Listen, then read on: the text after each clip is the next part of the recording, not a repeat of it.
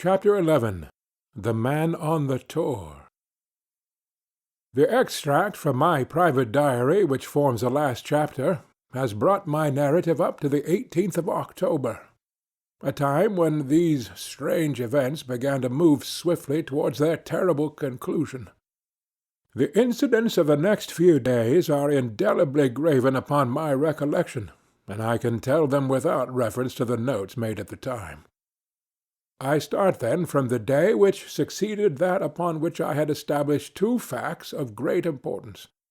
The one, that Mrs. Laura Lyons of Coombe Tracey had written to Sir Charles Baskerville and made an appointment with him at the very place and hour that he met his death.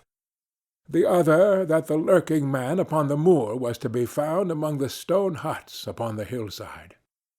With these two facts in my possession, I felt that either my intelligence or my courage must be deficient if I could not throw some further light upon these dark places.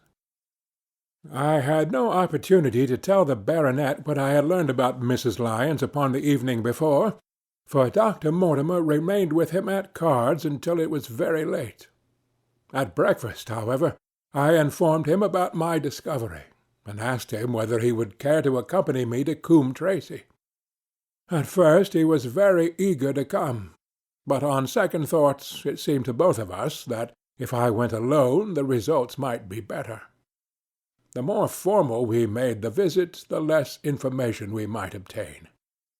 I left Sir Henry behind, therefore, not without some pricklings of conscience, and drove off upon my new quest. When I reached Coombe Tracey, I told Perkins to put up the horses, and I made inquiries for the lady whom I had come to interrogate.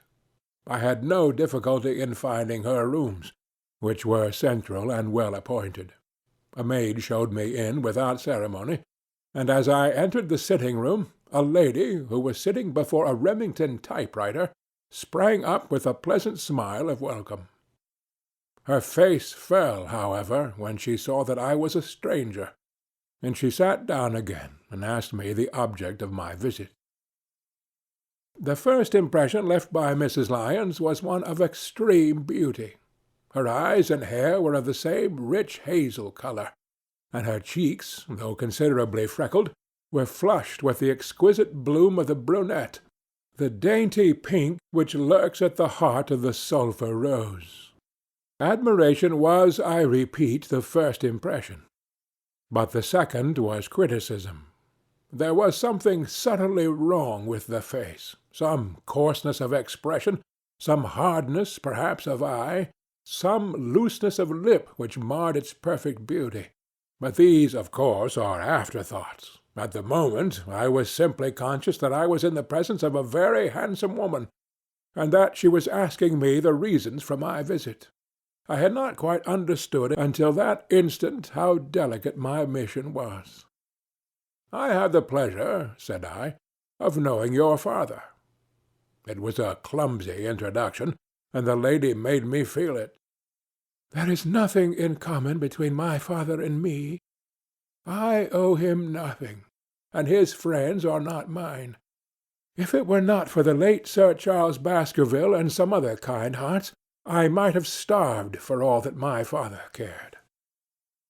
"It was about the late Sir Charles Baskerville that I have come here to see you." The freckles started out on the lady's face. "What can I tell you about him?" she asked, and her fingers played nervously over the stops of her typewriter. "Oh, you knew him, did you not?" "I have already said that I owe a great deal to his kindness. If I am able to support myself, it is largely due to the interest which he took in my unhappy situation." "Did you correspond with him?" The lady looked quickly up with an angry gleam in her hazel eyes. "What is the object of these questions?" she asked sharply. "The object is to avoid a public scandal. It is better that I should ask them here than that the matter should pass outside our control." She was silent, and her face was still very pale. At last she looked up, with something reckless and defiant in her manner. "Well, I'll answer," she said. "What are your questions?" Did you correspond with Sir Charles?" "I certainly wrote to him once or twice to acknowledge his delicacy and his generosity." "Have you the dates of those letters?" "No." "Have you ever met him?" "Yes, once or twice, when he came to Coombe Tracey. He was a very retiring man, and he preferred to do good by stealth." "But if you saw him so seldom, and wrote so seldom, how did he know enough about your affairs to be able to help you, as you say that he has done?" She met my difficulty with the utmost readiness. There were several gentlemen who knew my sad history, and united to help me. One was Mr. Stapleton, a neighbour and intimate friend of Sir Charles's. He was exceedingly kind, and it was through him that Sir Charles learned about my affairs. I knew already that Sir Charles Baskerville had made Stapleton his almoner upon several occasions, so the lady's statement bore the impress of truth upon it. "Did you ever write to Sir Charles asking him to meet you?" I continued. Mrs. Lyons flushed with anger again. "Really, sir, this is a very extraordinary question." "I am sorry, madam, but I must repeat it." "Then I answer, certainly not." "Not on the very day of Sir Charles's death?" The flush had faded in an instant, and a deathly face was before me. Her dry lips could not speak the "no" which I saw rather than heard. "Surely your memory deceives you," said I. "I could even quote a passage of your letter. It ran, 'Please, please, as you are a gentleman, burn this letter and be at the gate by 10 o'clock.' I thought she had fainted, but she recovered herself by a supreme effort. 'Is there no such thing as a gentleman?' she gasped. You do Sir Charles an injustice. He did burn the letter, but sometimes a letter may be legible even when burned. You acknowledge now that you wrote it?" "Yes, I did write it," she cried, pouring out her soul in a torrent of words. "I did write it. Why should I deny it? I have no reason to be ashamed of it. I wished him to help me. I believed that if I had an interview I could gain his help, so I asked him to meet me." "But why at such an hour?" "Because I had only learned that he was going to London next day and might be away for months. There were reasons why I could not get there earlier." "But why a rendezvous in the garden instead of a visit to the house? Do you think a woman could go alone at that hour to a bachelor's house?" "Well, what happened when you did get there?" "I never went." "Mrs. Lyons." "No, I swear it to you, on all I hold sacred. I never went. Something intervened to prevent my going." "What was that?" "That is a private matter. I cannot tell it." "You acknowledge, then, that you made an appointment with Sir Charles at the very hour and place at which he met his death, but you deny that you kept the appointment." "That is the truth." Again and again I cross-questioned her, but I could never get past that point. "Mrs. Lyons," said I, as I rose from this long and inclusive interview, "you are taking a very great responsibility, and putting yourself in a very false position by not making an absolutely clean breast of all that you know. If I have to call in the aid of the police, you will find how seriously you are compromised. If your position is innocent, why did you in the first instance deny having written to Sir Charles upon that date?" "Because I feared that some false conclusion might be drawn from it, and that I might find myself involved in a scandal." "And why were you so pressing that Sir Charles should destroy your letter?" "If you have read the letter, you will know." "I did not say that I had read all the letter." "You quoted some of it." "I quoted the postscript. The letter had, as I said, been burned, and it was not all legible." I ask you once again why it was that you were so pressing that Sir Charles should destroy this letter, which he received on the day of his death. The matter is a very private one. The more reason why you should avoid a public investigation. I will tell you, then. If you have heard anything of my unhappy history, you will know that I made a rash marriage and had reason to regret it. I have heard so much. My life has been one incessant persecution from a husband whom I abhor. The law is upon his side, and every day I am faced by the possibility that he may force me to live with him. At the time that I wrote this letter to Sir Charles, I had learned that there was a prospect of my regaining my freedom, if certain expenses could be met. It meant everything to me. Peace of mind, happiness, self-respect, everything. I knew Sir Charles's generosity, and I thought that if he heard the story from my lips, he would help me. Then how is it that you did not go? Because I received help in the interval from another source. Why, then, did you not write to Sir Charles and explain this? So I should have done had I not seen his death in the paper next morning. The woman's story hung coherently together, and all my questions were unable to shake it. I could only check it by finding if she had indeed instituted divorce proceedings against her husband at or about the time of the tragedy. It was unlikely that she would dare to say that she had not been to Baskerville Hall if she really had been, for a trap would be necessary to take her there, and could not have returned to Coombe Tracey until the early hours of the morning. Such an excursion could not be kept secret. The probability was, therefore, that she was telling the truth, or at least a part of the truth. I came away baffled and disheartened. Once again I had reached that dead wall which seemed to be built across every path by which I tried to get at the object of my mission. And yet, the more I thought of the lady's face and of her manner, the more I felt that something was being held back from me. Why should she turn so pale? Why should she fight against every admission until it was forced from her? Why should she have been so reticent at the time of the tragedy? Surely the explanation of all this could not be as innocent as she would have me believe. For the moment I could proceed no farther in that direction, but must turn back to that other clue which was to be sought for among the stone huts upon the moor. And that was a most vague direction. I realized it as I drove back, and noted how hill after hill showed traces of the ancient people.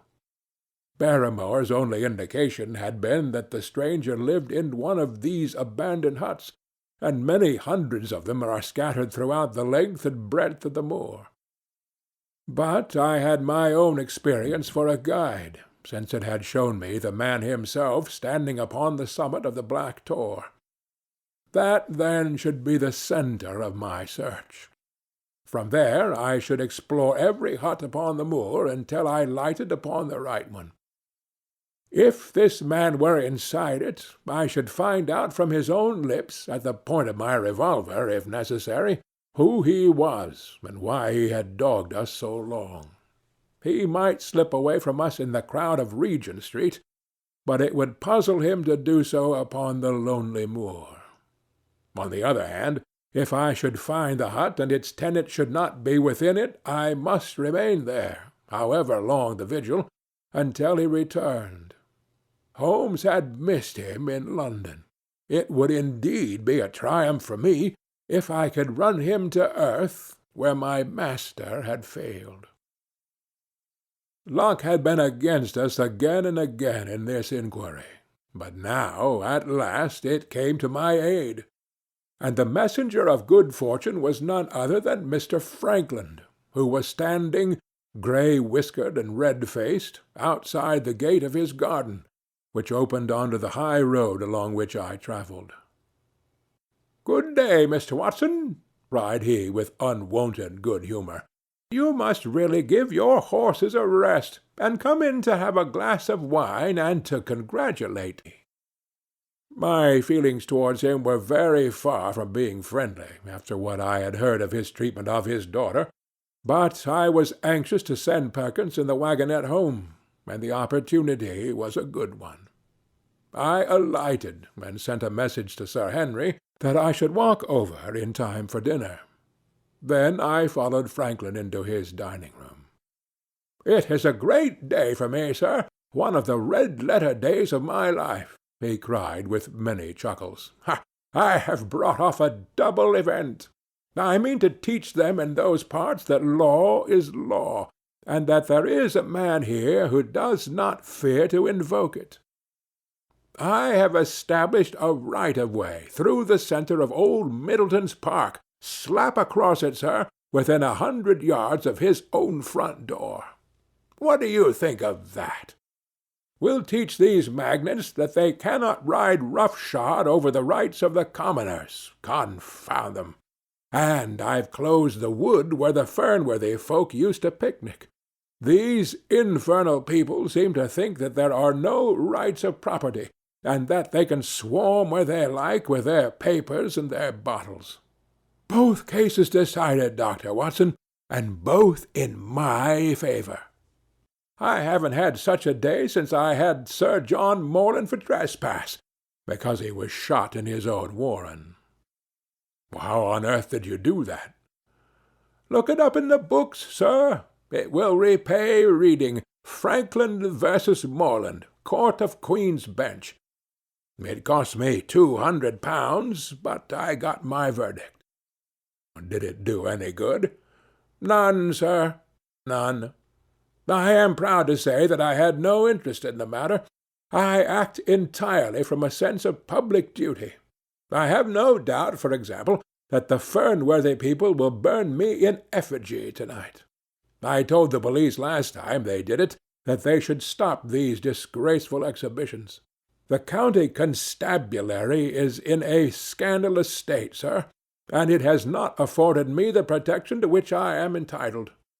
The case of Franklin versus Regina will bring the matter before the attention of the public.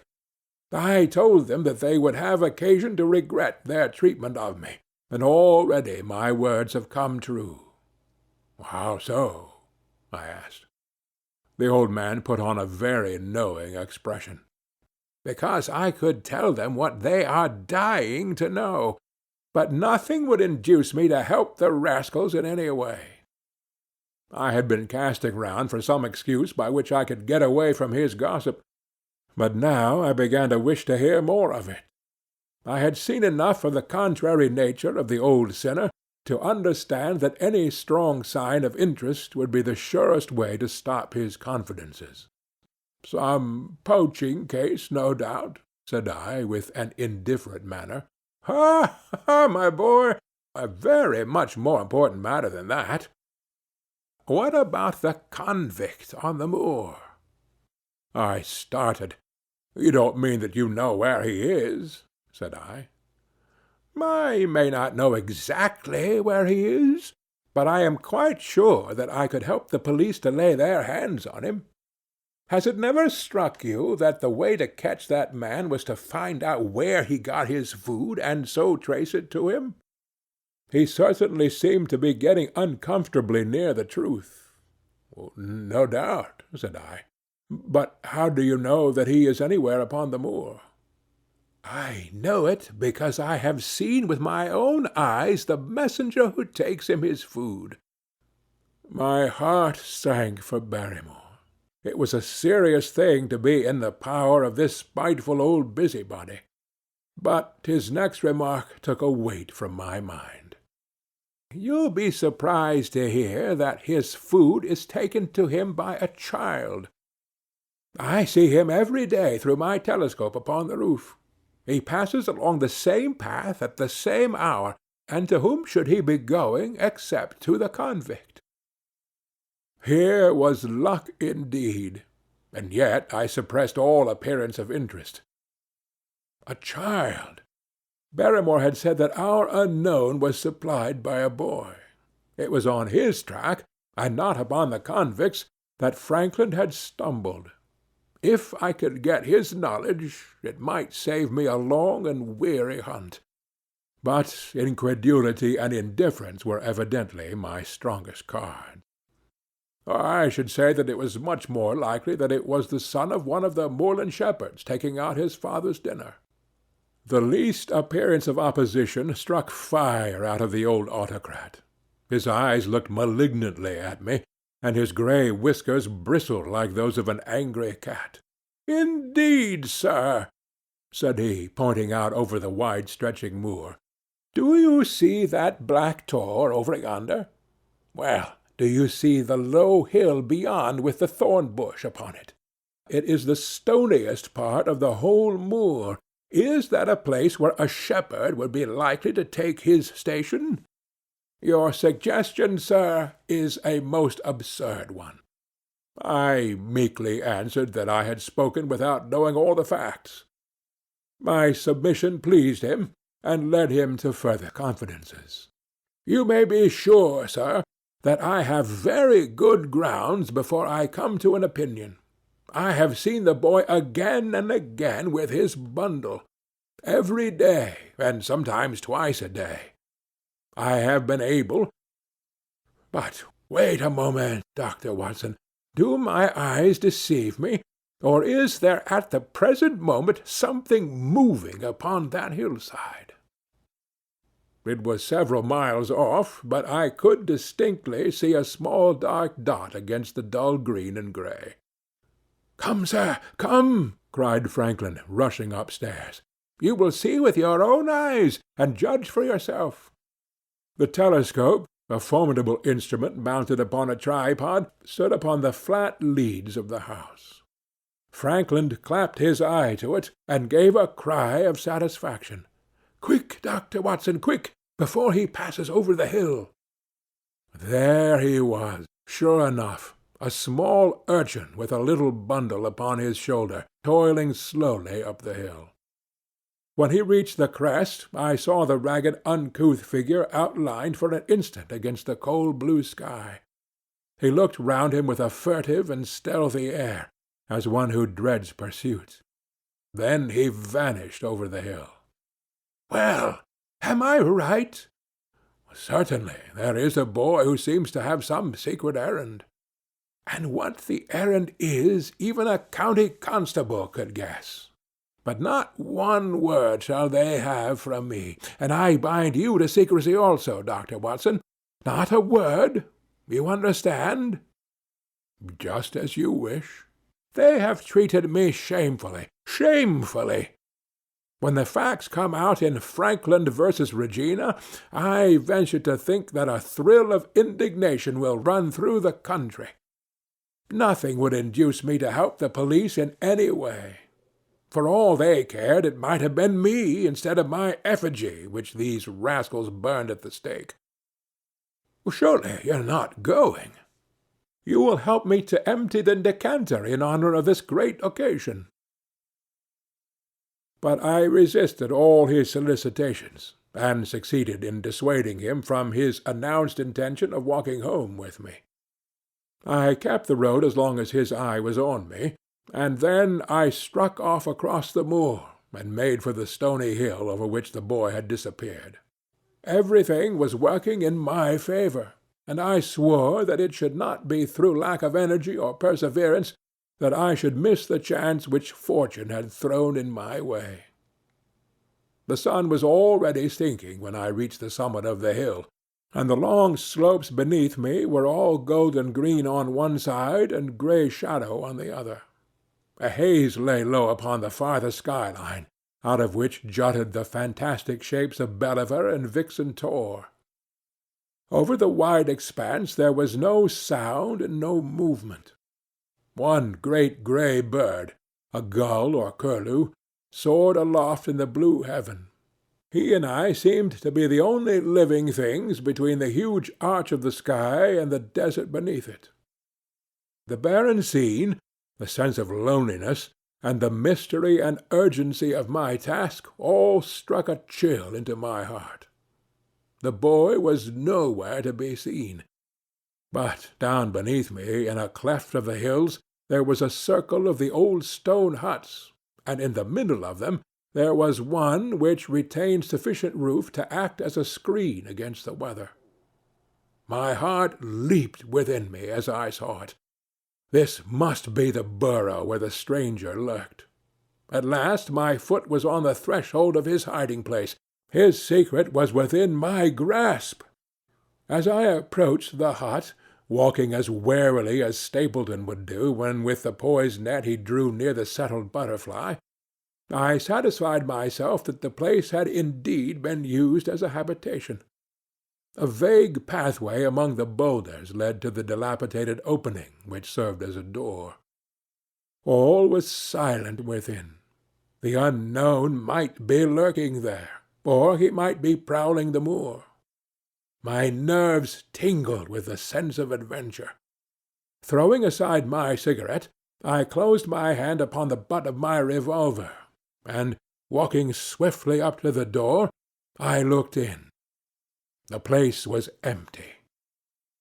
But there were ample signs that I had not come upon a false scent. This was certainly where the man lived. Some blankets rolled in a waterproof lay upon that very stone slab upon which Neolithic man had once slumbered. The ashes of a fire were heaped in a rude grate. Beside it lay some cooking utensils and a bucket half full of water. A litter of empty tins showed that the place had been occupied for some time, and I saw, as my eyes became accustomed to the checkered light, a pannikin and a half-full bottle of spirits standing in the corner.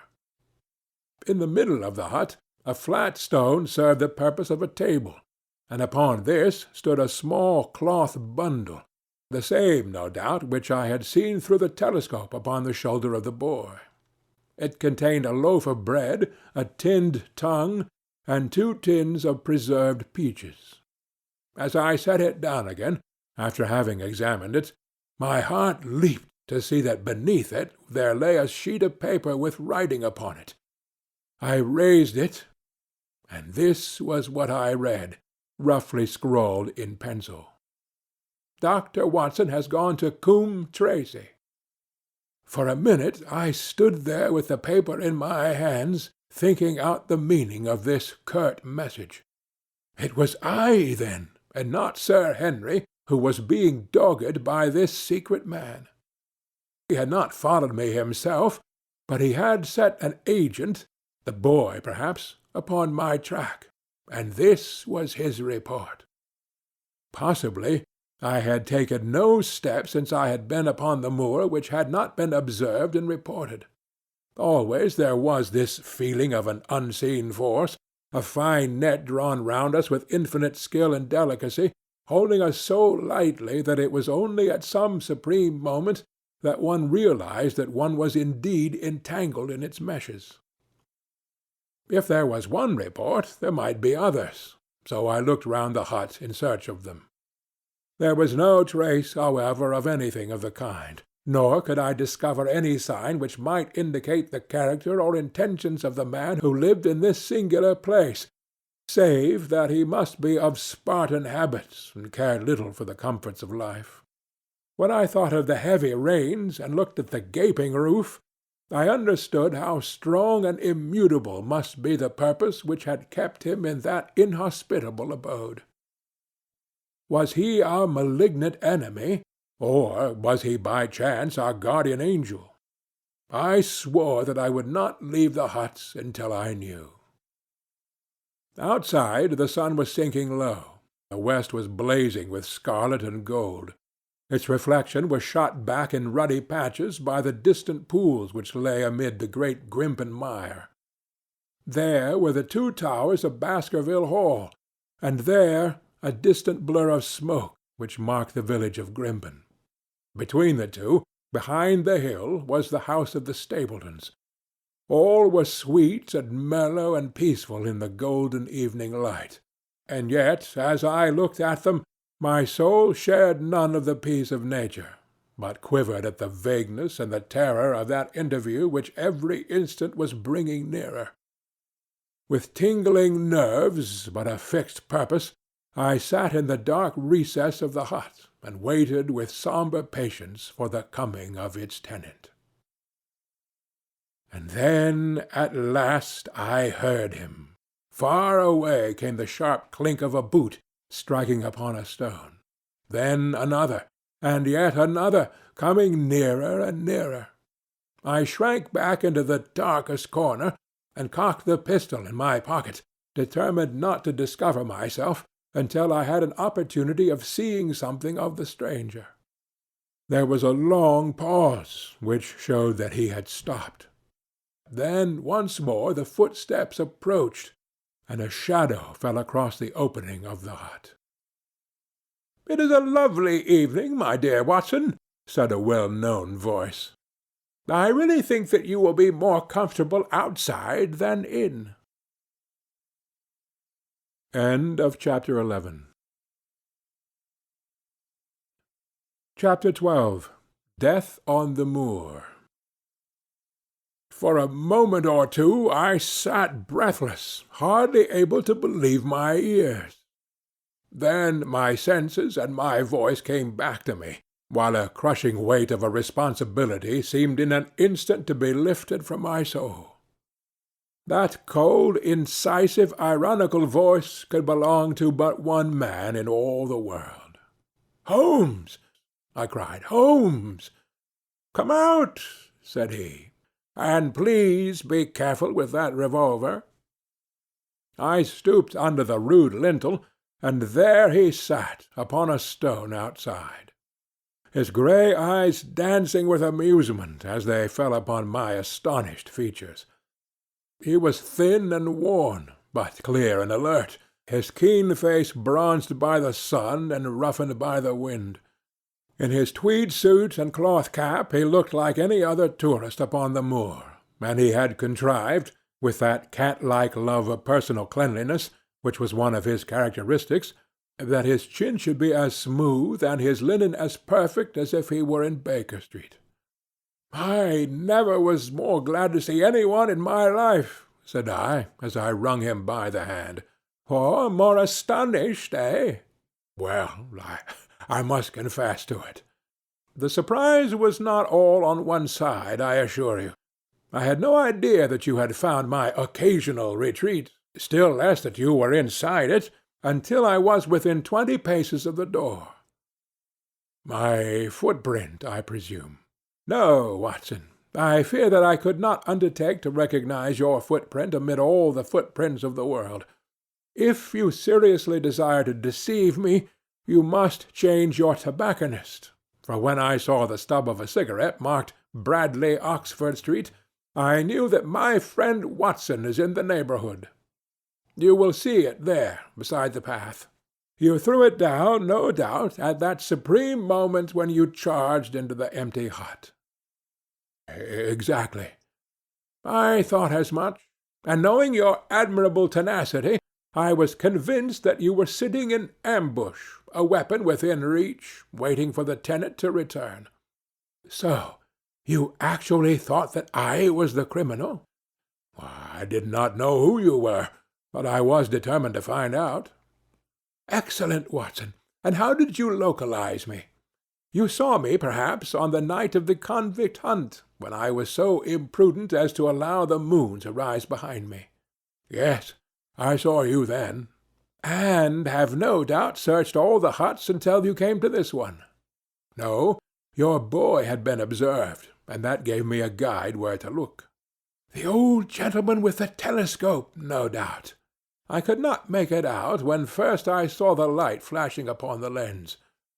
He rose and peeped into the hut. "Ha! I see that Cartwright has brought up some supplies. What's this paper? So you have been to Coombe Tracey, have you?" "Yes." "To see Mrs. Laura Lyons?" "Exactly." "Well done. Our researches have evidently been running along parallel lines, and when we unite our results, I expect we shall have a fairly full knowledge of the case." "Well, I am glad from my heart that you are here, for indeed the responsibility and the mystery were both becoming too much for my nerves. But how in the name of wonder did you come here, And what have you been doing? I thought that you were in Baker Street working out that case of the blackmailing. That is what I wished you to think. Then you use me, and yet do not trust me, I cried with some bitterness. I think that I had deserved better at your hands, Holmes. My dear fellow, you have been invaluable to me in this as in many other cases, and I beg that you will forgive me if I have seemed to play a trick upon you. In truth, it was partly for your own sake that I did it, and it was my appreciation of the danger which you ran which led me to come down and examine the matter for myself. Had I been with Sir Henry and you, it is confident that my point of view would have been the same as yours, and my presence would have warned our very formidable opponents to be on their guard. As it is, I have been able to get about as I could not possibly have done had I been living in the hall, and I remain an unknown factor in the business, ready to throw in all my weight at a critical moment. But why keep me in the dark? For you to know could not have helped us, and might possibly have led to my discovery. You would have wished to tell me something, or in your kindness you would have brought me out some comfort or other, and so an unnecessary risk would be run. I brought Cartwright down with me. You remember the little chap at the express office, and he has seen after my simple wants. A loaf of bread and a clean collar. What does man want more? He has given me an extra pair of eyes upon a very active pair of feet, and both have been invaluable. Then my reports have all been wasted. My voice trembled as I recalled the pains and the pride with which I had composed them. Holmes took a bundle of papers from his pocket. Here are your reports, my dear fellow, and very well thumbed, I assure you. I made excellent arrangements, and they are only delayed 1 day upon their way. I must compliment you exceedingly upon the zeal and the intelligence which you have shown over an extraordinarily difficult case. I was still rather raw over the deception which had been practised upon me, but the warmth of Holmes's praise drove my anger from my mind. I felt also in my heart that he was right in what he said, and that it was really best for our purpose that I should not have known that he was upon the moor. "That's better," said he, seeing the shadow rise from my face. "And now tell me the result of your visit to Mrs. Laura Lyons. It was not difficult for me to guess that it was to see her that you had gone, for I am already aware that she is the one person in Coombe Tracey who might be of service to us in the matter. In fact, if you had not gone to-day, it is exceedingly probable that I should have gone to-morrow." The sun had set, and dusk was settling over the moor. The air had turned chill, and we withdrew into the hut for warmth. There, sitting together in the twilight, I told Holmes of my conversation with the lady. So interested was he that I had to repeat some of it twice before he was satisfied. "This is most important," said he, when I had concluded. "It fills up a gap which I had been unable to bridge in this most complex affair. You are aware, perhaps, that a close intimacy exists between this lady and the man Stapleton?" "I did not know of a close intimacy." "There can be no doubt about the matter. They meet, they write, there is a complete understanding between them. Now, this puts a very powerful weapon into our hands. If I could only use it to detach his wife—" "His wife?" "I am giving you some information now in return for all that you have given me. The lady who has passed here as Miss Stapleton is in reality his wife." "Good heavens, Holmes! Are you sure of what you say? How could he have permitted Sir Henry to fall in love with her?"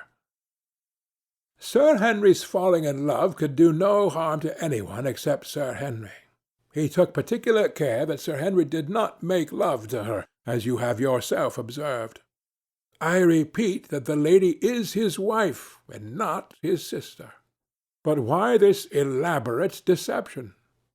"Because he foresaw that she would be very much more useful to him in the character of a free woman. All my unspoken instincts, my vague suspicions, suddenly took shape and centered upon the naturalist. In that impassive, colorless man, with his straw hat and his butterfly net, I seemed to see something terrible, a creature of infinite patience and craft, with a smiling face and a murderous heart. It is he, then, who is our enemy. It is he who dogged us in London. So I read the riddle. And the warning, it must have come from her. Exactly. The shape of some monstrous villainy, half seen, half guessed, loomed through the darkness which had girt me so long. But are you sure of this, Holmes? How do you know that the woman is his wife? Because he so far forgot himself as to tell you a true piece of autobiography upon the occasion when he first met you, and I dare say he has many a time regretted it since. He was once a schoolmaster in the north of England. Now there is no one more easy to trace than a schoolmaster. There are scholastic agencies by which one may identify any man who has been in the profession. A little investigation showed me that a school had come to grief under atrocious circumstances, and that the man who had owned it, the name was different, had disappeared with his wife. The descriptions agreed. When I learned that the missing man was devoted to entomology, the identification was complete. The darkness was rising, but much was still hidden by the shadows. If this woman is in truth his wife, where does Mrs. Laura Lyons come in? I asked. That is one of the points upon which your own researches have shed a light. Your interview with the lady has cleared the situation very much. I did not know about a projected divorce between herself and her husband. In that case, regarding Stapleton as an unmarried man, she counted no doubt upon becoming his wife. And when she is undeceived? Why, then we may find the lady of service. It must be our first duty to see her, both of us, tomorrow. Don't you think, Watson, that you are away from your charge rather long? Your place should be at Baskerville Hall. The last red streaks had faded away in the west, and night had settled upon the moor. A few faint stars were gleaming in a violet sky. One last question, Holmes, I said as I rose. Surely there is no need of secrecy between you and me. What is the meaning of it all? What is he after? Holmes's voice sank as he answered. It is murder, Watson. Refined, cold-blooded, deliberate murder. Do not ask me for particulars.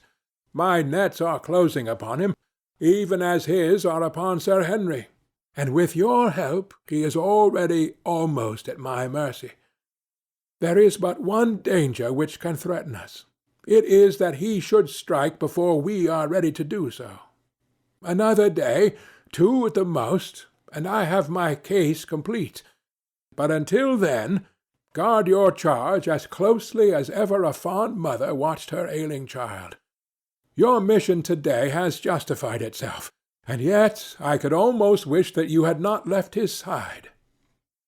Hark!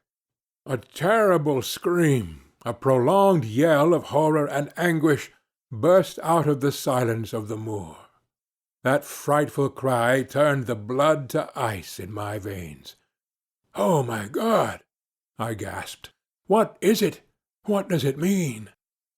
Holmes had sprung to his feet, and I saw his dark athletic outline at the door of the hut, his shoulders stooping, his head thrust forward, his face peering into the darkness.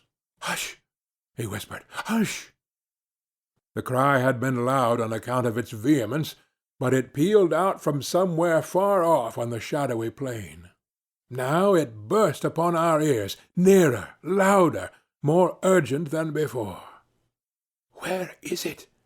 Holmes whispered, and I knew from the thrill of his voice that he, the man of iron, was shaken to the soul. "Where is it, Watson?" "There, I think." I pointed into the darkness. No, there!" Again the agonized cry swept through the silent night, louder and much nearer than ever. And a new sound mingled with it, a deep muttered rumble, musical and yet menacing, rising and falling like the low constant murmur of the sea. "The hound!" cried Holmes. "Come, Watson, come! Great heavens, if we are too late!" He had started running swiftly over the moor, and I had followed at his heels. But now from somewhere among the broken ground immediately in front of us there came one last despairing yell, and then a dull, heavy thud. We halted and listened.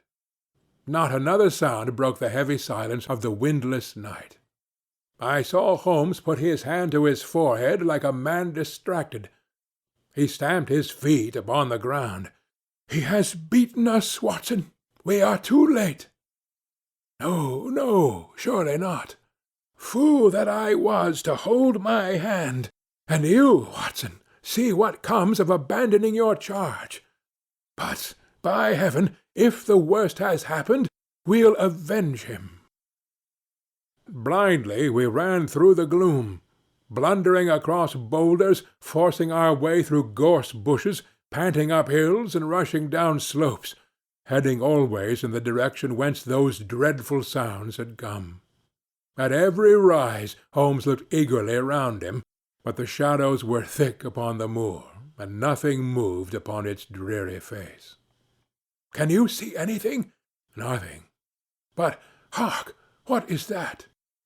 A low moan had fallen upon our ears. There it was again upon our left. On that side a ridge of rocks ended in a sheer cliff which overlooked a stone-strewn slope. On its jagged face was spread-eagled some dark, irregular object. As we ran towards it, the vague outline hardened into a definite shape. It was a prostrate man, face downward upon the ground, the head doubled under him at a horrible angle, the shoulders rounded, and the body hunched together as if in the act of throwing a somersault. So grotesque was the attitude that I could not for an instant realize that that moan had been the passing of his soul. Not a whisper, not a rustle rose now from the dark figure over which we stooped. Holmes laid his hand upon him and held it up again with an exclamation of horror. The gleam of the match which he struck shone upon his clotted fingers, and upon the ghastly pool which widened slowly from the crushed skull of the victim. And it shone upon something else which turned our hearts sick and faint within us. The body of Sir Henry Baskerville. There was no chance of either of us forgetting that peculiar ruddy tweed suit, the very one which he had worn on the first morning that we had seen him in Baker Street. We caught the one clear glimpse of it, and then the match flickered and went out, even as the hope had gone out of our souls. Holmes groaned, and his face glimmered white through the darkness. "The brute! The brute!" I cried with clenched hands. "Oh, Holmes, I shall never forgive myself for having left him to his fate." "I am more to blame than you, Watson. In order to have my case well rounded and complete, I have thrown away the life of my client. It is the greatest blow which has befallen me in my career. But how could I know that he would risk his life alone upon the moor in the face of all my warnings? That we should have heard his screams, my God, those screams, and yet have been unable to save him. Where is this brute of a hound which drove him to his death? It may be lurking among these rocks at this instant. And Stapleton, where is he? He shall answer for this deed. He shall. I will see to that. Uncle and nephew have been murdered, the one frightened to death by the very sight of a beast which he thought to be supernatural, the other driven to his end in his wild flight to escape from it. But now we have to prove the connection between the man and the beast. Save from what we heard, we cannot even swear to the existence of the latter, since Sir Henry has evidently died from the fall. But, by heavens, cunning as he is, the fellow shall be in my power before another day is past." We stood with bitter hearts on either side of the mangled body, overwhelmed by this sudden and irrevocable disaster which had brought all our long and weary labours to so piteous an end. Then, as the moon rose, we climbed to the top of the rocks over which our poor friend had fallen, and from the summits we gazed out over the shadowy moor, half silver and half gloom. Far away, miles off, in the direction of Grimpen, a single steady yellow light was shining. It could only come from the lonely abode of the Stapletons. With a bitter curse, I shook my fist at it as I gazed. Why should we not seize him at once? Our case is not complete. The fellow is wary and cunning to the last degree. It's not what we know, but what we can prove. If we make one false move, the villain may escape us yet. What can we do? There will be plenty for us to do tomorrow. Tonight we can only perform the last offices to our poor friend. Together we made our way down the precipitous slope and approached the body, black and clear against the silvered stones. The agony of those contorted limbs struck me with a spasm of pain and blurred my eyes with tears. "We must send for help, Holmes. We cannot carry him all the way to the hall. Good heavens, are you mad?" He had uttered a cry and bent over the body. Now he was dancing and laughing and wringing my hand.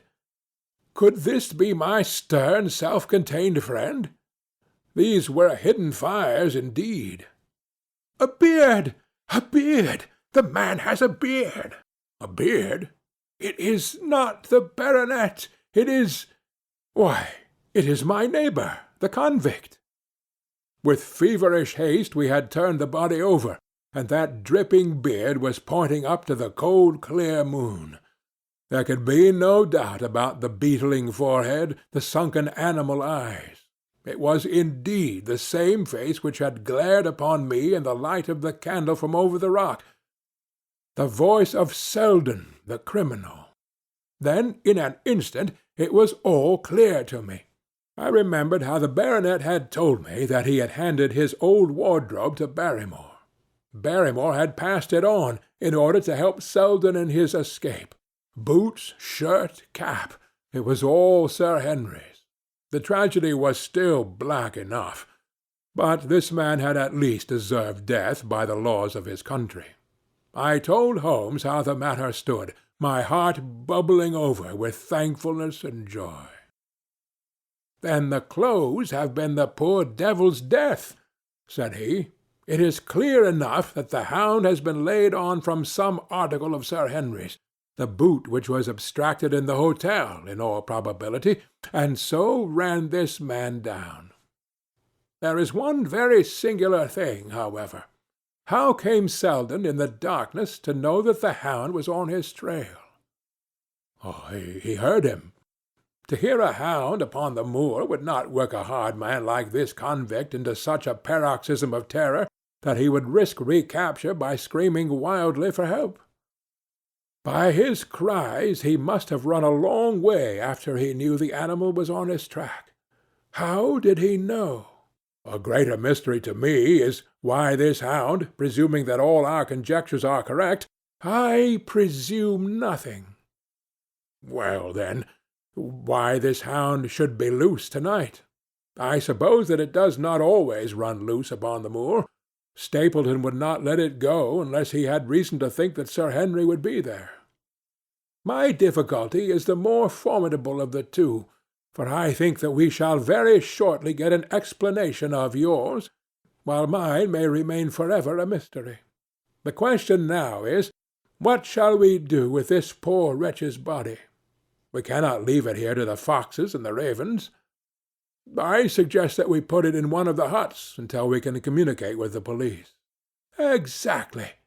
I have no doubt that you and I could carry it so far. Hullo, Watson, what's this? It's the man himself, by all that's wonderful and audacious. Not a word to show your suspicions, not a word, or my plans crumble to the ground. A figure was approaching us over the moor, and I saw the dull red glow of a cigar. The moon shone upon him, and I could distinguish the dapper shape and jaunty walk of the naturalist. He stopped when he saw us, and then came on again. Why, Dr. Watson, that's not you, is it? You are the last man that I should have expected to see out on the moor at this time of night. But, dear me, what's this? Somebody hurt? Not. Don't tell me that it is our friend, Sir Henry. He hurried past me and stooped over the dead man. I heard a sharp intake of his breath, and the cigar fell from his fingers. Who's this? He stammered.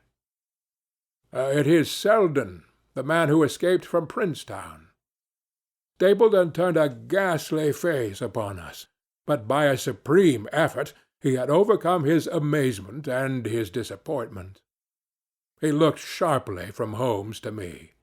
Dear me, what a very shocking affair! How did he die?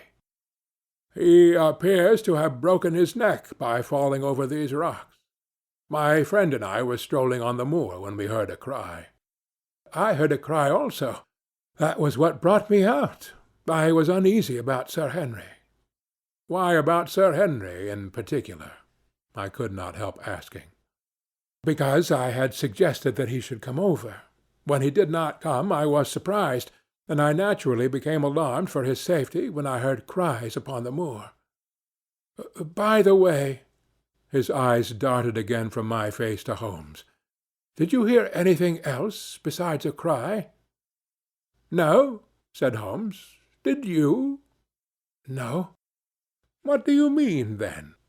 Oh, you know the stories that the peasants tell about a phantom hound and so on.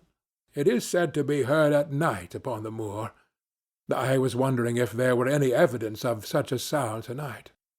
We heard nothing of the kind, said I. And what is your theory about this poor fellow's death? I have no doubt that anxiety and exposure have driven him off his head. He has rushed about the moor in a crazy state, and eventually fallen over here and broken his neck.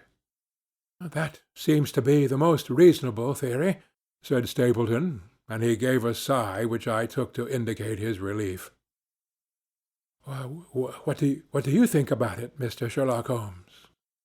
My friend bowed his compliments. You are quick at identification, said he. We have been expecting you in these parts since Dr. Watson came here. You are in time to see a tragedy. Yes, indeed. I have no doubt that my friend's explanation will cover the facts. I will take an unpleasant remembrance back to London with me tomorrow. Oh, you return tomorrow? That is my intention. I hope your visit has cast some light upon these occurrences which have puzzled us. Holmes shrugged his shoulders. One cannot always have the success for which one hopes. An investigator needs facts, and not legends or rumors. It has not been a satisfactory case. My friend spoke in his frankest and most unconcerned manner. Stapleton still looked hard at him. Then he turned to me.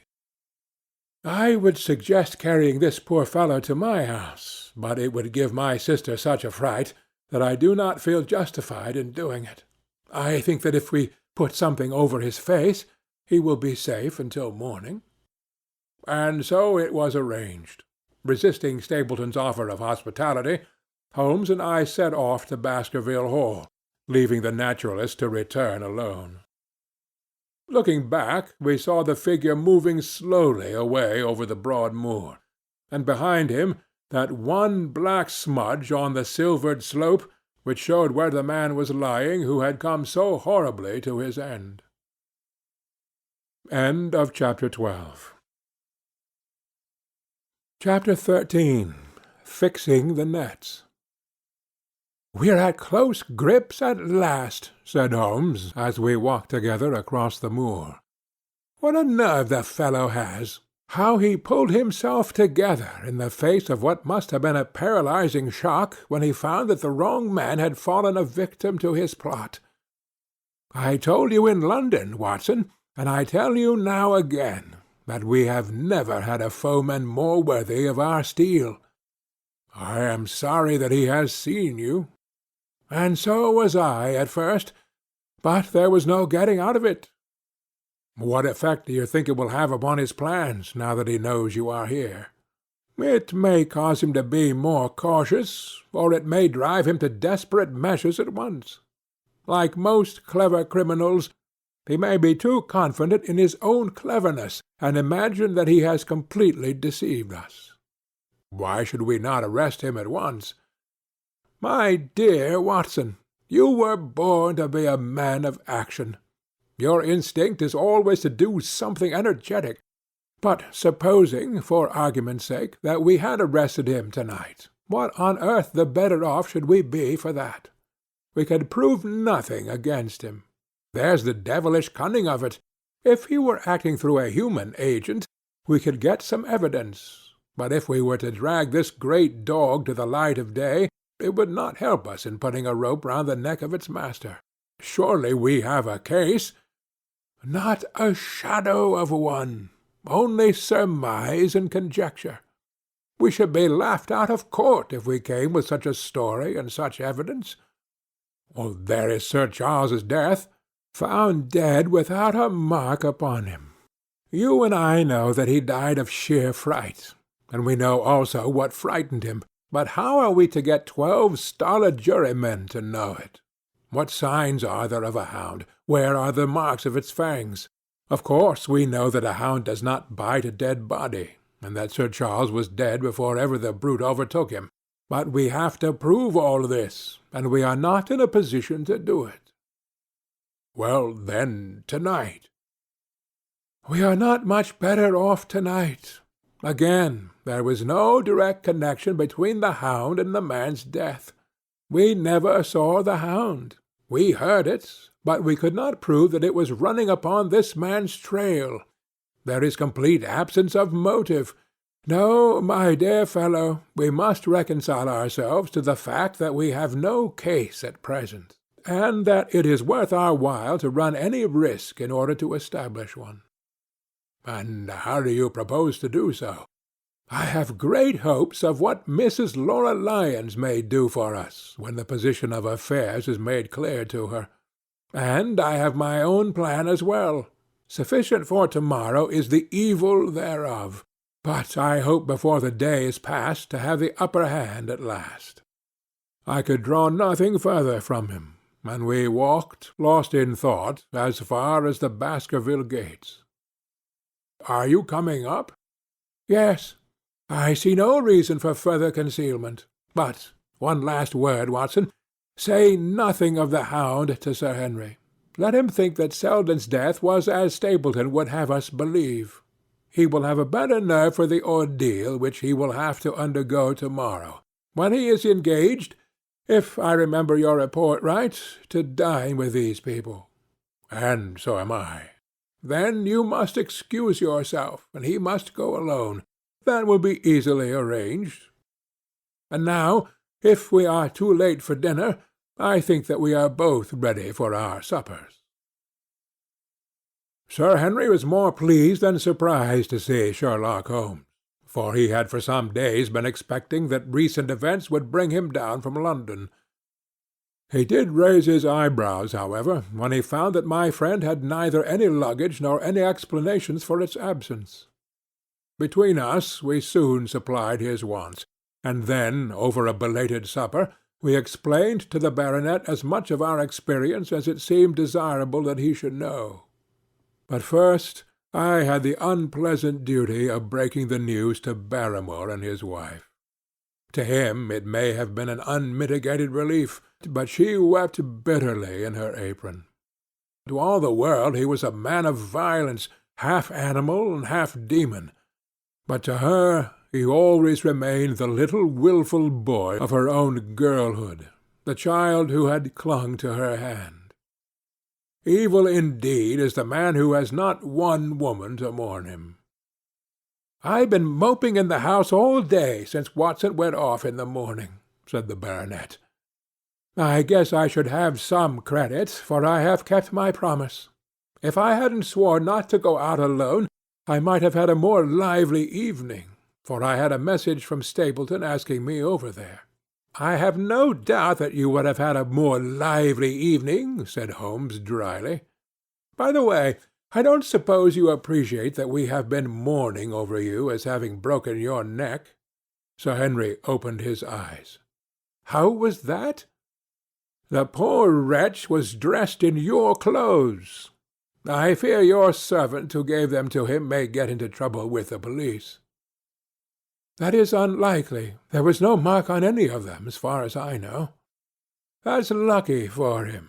In fact, it's lucky for all of you, since you are all on the wrong side of the law in this matter. I am not sure that as a conscientious detective my first duty is not to arrest the whole household. Watson's reports are most incriminating documents." "But how about the case?" asked the baronet. "Have you made anything out of the tangle? I don't know that Watson and I are much wiser since we came down." "I think that I shall be in a position to make the situation rather more clear to you before long. It has been an exceedingly difficult and most complicated business. There are several points upon which we still want light, but it is coming all the same." "We've had one experience, as Watson has no doubt told you. We heard the hound on the moor, so I can swear that it is not all empty superstition. I had something to do with dogs when I was out west, and I know one when I hear one. If you can muzzle that one and put him on a chain, I'll be ready to swear you are the greatest detective of all time. I think I will muzzle him and chain him all right if you will give me your help." "Whatever you tell me to do, I will do." "Very good. And I will ask you also to do it blindly, without always asking the reason." "Just as you like." "If you will do this, I think the chances are that our little problem will soon be solved. I have no doubt—" He stopped suddenly, and stared fixedly up over my head into the air. The lamp beat upon his face, and so intent was it, and so still, that it might have been that of a clear-cut classical statue, a personification of alertness and expectation. "What is it?" we both cried. I could see as he looked down that he was repressing some internal emotion. His features were still composed, but his eyes shone with amused exultation. "Excuse the admiration of a connoisseur," said he, as he waved his hand towards the line of portraits which covered the opposite wall. "Watson won't allow that I know anything of art, but that is mere jealousy, because our views upon the subject differ. Now these are a really very fine series of portraits." "Well, I'm glad to hear you say so," said Sir Henry, glancing with some surprise at my friend. "I don't pretend to know much about these things, and I'd be a better judge of a horse or a steer than a picture. I didn't know that you found time for such things." "I know what is good when I see it, and I see it now. That's a Kneller, I'll swear, that lady in the blue silk over yonder, and the stout gentleman with the wig ought to be a Reynolds. They are family portraits, I presume?" "Every one." "Do you know the names?" "Barrymore has been coaching me in them, and I think I can say my lessons fairly well." "Who is the gentleman with the telescope?" "That is Rear Admiral Baskerville, who served under Rodney in the West Indies. The man with the blue coat and the roll of paper is Sir William Baskerville, who was chairman of committees of the House of Commons under Pitt." "And this cavalier opposite to me, the one with the black velvet and the lace?" "Ah, you have a right to know about him. That is the cause of all the mischief, the wicked Hugo, who started the Hound of the Baskervilles. We're not likely to forget him." I gazed with interest and some surprise upon the portrait. "Dear me," said Holmes, "he seems a quiet, meek-mannered man enough, but I dare say that there was a lurking devil in his eyes. I had pictured him as a more robust and ruffianly person." "There's no doubt about the authenticity, for the name and the date, 1647, are on the back of the canvas." Holmes said little more, but the picture of the old roisterer seemed to have a fascination for him, and his eyes were continually fixed upon it during supper. It was not until later, when Sir Henry had gone to his room, that I was able to follow the trend of his thoughts. He led me back into the banqueting hall, his bedroom candle in his hand, and he held it up against the time-stained portrait on the wall. "Do you see anything there?" I looked at the broad-plumed hat, the curling love-locks, the white lace collar, and the straight, severe face which was framed between them. It was not a brutal countenance, but it was prim, hard, and stern, with a firm-set, thin-lipped mouth, and a coldly intolerant eye. "Is it like any one you know?" "There is something of Sir Henry about the jaw." "Just a suggestion, perhaps. But wait an instant." He stood upon a chair, and holding up the light in his left hand, he curved his right arm over the broad hat and round the long ringlets. "Good heavens!" I cried in amazement. The face of Stapleton had sprung out of the canvas. "Ah, you see it now. My eyes have been trained to examine faces, and not their trimmings. It is the first quality of a criminal investigator that he should see through a disguise. But this is marvellous. It might be his portrait." "Yes. It is an interesting instance of a throwback, which appears to be both physical and spiritual. A study of family portraits is enough to convert a man to the doctrine of reincarnation. The fellow is a Baskerville, that is evident." "With designs upon the succession." "Exactly. This chance of the picture has supplied us with one of our most obvious missing links. We have him, Watson, we have him, and I dare swear that before to-morrow night he will be fluttering in our net as helpless as one of his own butterflies. A pin, a cork, and a card, and we add him to the Baker Street collection." He burst into one of his rare fits of laughter as he turned away from the picture. I have not heard him laugh often, and it has always boded ill to somebody. I was up betimes in the morning, but Holmes was afoot earlier still, for I saw him as I dressed coming up the drive. "Yes, we should have a full day to-day," he remarked, and he rubbed his hands with the joy of action. "The nets are all in place, and the drag is about to begin. We'll know before the day is out whether we have caught our big, lean-jawed pike, or whether he has got through the meshes. Have you been on the moor already?" "I have sent a report from Grimpen to Princetown as to the death of Selden. I think I can promise that none of you will be troubled in the matter. And I have also communicated with my faithful Cartwright, who would certainly have pined away at the door of my hut, as a dog does at his master's grave, if I had not set his mind at rest about my safety." "What is the next move?" "To see Sir Henry. Ah, here he is." "Good morning, Holmes," said the baronet. "You look like a general who is planning a battle with his chief of staff." "That is the exact situation. Watson was asking for orders." "And so do I." "Very good. You are engaged, as I understand, to dine with our friends the Stapletons to-night. I hope that you will come also. They are very hospitable people, and I am sure that they would be very glad to see you." "I fear that Watson and I must go to London." "To London?" "Yes, I think that we shall be more useful there at the present juncture." The baronet's face perceptibly lengthened. "I hoped that you were going to see me through this business." The hall and the moor are not very pleasant places when one is alone. My dear fellow, you must trust me implicitly, and do exactly what I tell you. You can tell your friends that we should have been happy to come with you, but that urgent business required us to be in town.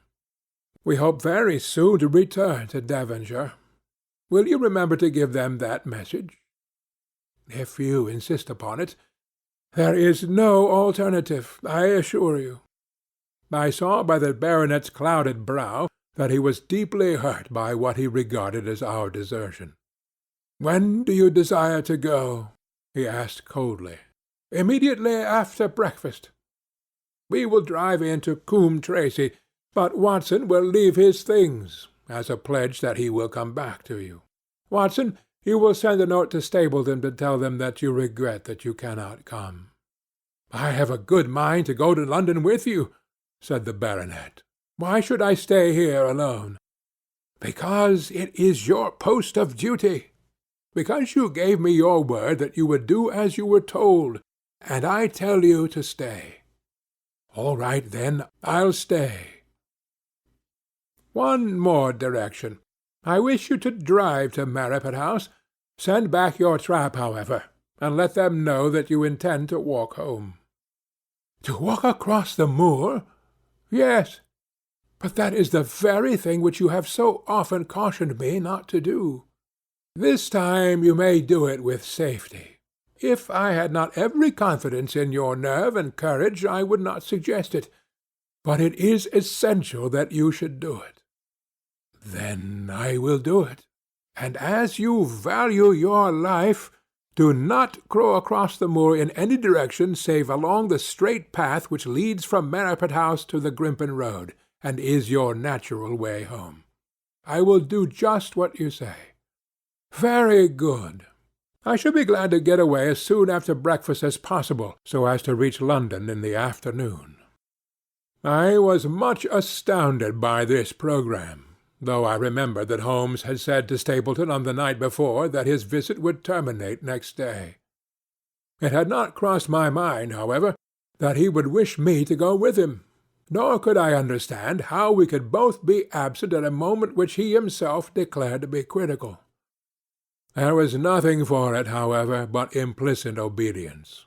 So we bade good-bye to our rueful friend, and a couple of hours afterwards we were at the station of Coombe Tracey, and had dispatched the trap upon its return journey. A small boy was waiting upon the platform. "Any orders, sir?"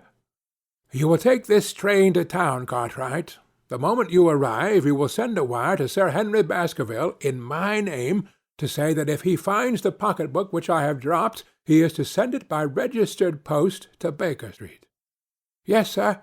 And ask at the station office if there is a message for me." The boy returned with a telegram, which Holmes handed to me. It ran, "Wire received. Coming down with unsigned warrant. Arrive 5:30. Lestrade." That is an answer to mine of this morning. He is the best of the professionals, I think, and we may need his assistance.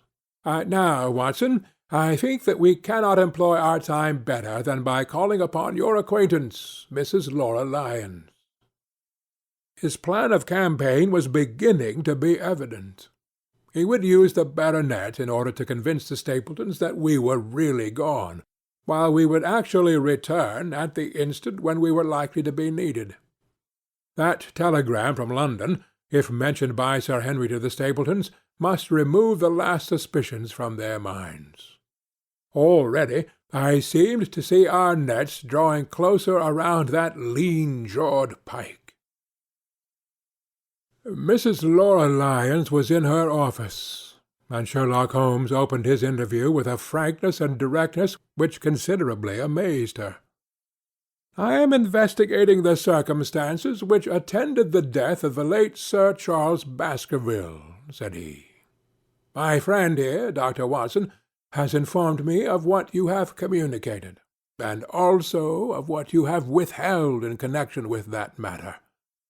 "What have I withheld?" she asked defiantly. "You have confessed that you asked Sir Charles to be at the gate at 10 o'clock. We know that that was the place and hour of his death. You have withheld what the connection is between these events. There is no connection. In that case, the coincidence must indeed be an extraordinary one. But I think that we shall succeed in establishing a connection after all. I wish to be perfectly frank with you, Mrs. Lyons. We regard this case as one of murder, and the evidence may implicate not only your friend, Mr. Stapleton, but his wife as well." The lady sprang from her chair. "His wife!" she cried. "The fact is no longer a secret. The person who has passed for his sister is really his wife." Mrs. Lyons had resumed her seat. Her hands were grasping the arms of her chair, and I saw that the pink nails had turned white with the pressure of her grip. "His wife!" she said again. "His wife! He is not a married man." Sherlock Holmes shrugged his shoulders. "Prove it to me! Prove it to me! If you can do so." The fierce flash of her eyes said more than any words. "I have come prepared to do so," said Holmes, drawing several papers from his pocket. "Here is a photograph of the couple taken in York 4 years ago. It is endorsed Mr. and Mrs. Vandeleur, but you will have no difficulty in recognizing him, and her also, if you know her by sight. Here are 3 written descriptions by trustworthy witnesses of Mr. and Mrs. Vandeleur, who at that time kept Sir Oliver's private school. Read them, and see if you can doubt the identity of these people." She glanced at them, and then looked up at us with the set, rigid face of a desperate woman. "Mr. Holmes," she said, "this man had offered me marriage on condition that I could get a divorce from my husband. He has lied to me, the villain, in every conceivable way. Not one word of truth has he ever told me. And why? Why? I imagined that all was for my own sake. But now I see that I was never anything but a tool in his hands. Why should I preserve faith with him who never kept any with me? Why should I try to shield him from the consequences of his own wicked acts? Ask me what you like, and there is nothing which I shall hold back. One thing I swear to you, and that is that when I wrote the letter I never dreamed of any harm to the old gentleman, who had been my kindest friend." "I entirely believe you, madam," said Sherlock Holmes. "The recital of these events must be very painful to you, and perhaps it will make it easier if I tell you what occurred, and you can check me if I make any material mistake. The sending of this letter was suggested to you by Stapleton?" "He dictated it." "I presume that the reason he gave was that you would receive help from Sir Charles for the legal expenses connected with your divorce?" "Exactly." "And then, after you had sent the letter, he dissuaded you from keeping the appointment. He told me that it would hurt his self-respect that any other man should find the money for such an object, and that, though he was a poor man himself, he would devote his last penny to removing the obstacles which divided us. He appears to be a very consistent character. And then you heard nothing until you read the reports of the death in the paper?" "No." "And he made you swear to say nothing about your appointment with Sir Charles?" "He did. He said that the death was a very mysterious one, and that I should certainly be suspected if the facts came out. He frightened me into remaining silent." "Quite so. But you had your suspicions?" She hesitated and looked down. "I knew him," she said, "but if he had kept faith with me I should always have done so with him." "I think that on the whole you've had a fortunate escape," said Sherlock Holmes. "You have had him in your power, and he knew it, and yet you are alive. You have been walking for some months very near to the edge of a precipice. We must wish you good morning now, Mrs. Lyons, and it is probable that you will very shortly hear from us again. Our case becomes rounded off, and difficulty after difficulty thins away in front of us, said Holmes, as we stood waiting for the arrival of the express from town. I shall soon be in the position of being able to put into a single connected narrative one of the most singular and sensational crimes of modern times. Students of criminology will remember the analogous incidents of Godno in Little Russia in the year '66, and of course there are the Anderson murders in North Carolina, but this case possesses some features which are entirely its own. Even now we have no clear case against this very wily man, but I shall be very much surprised if it is not clear enough before we go to bed this night. The London express came roaring into the station, and a small wiry bulldog of a man had sprung from a first-class carriage. We all three shook hands, and I saw at once from the reverential way in which Lestrade gazed at my companion that he had learned a good deal since the days when they had first worked together.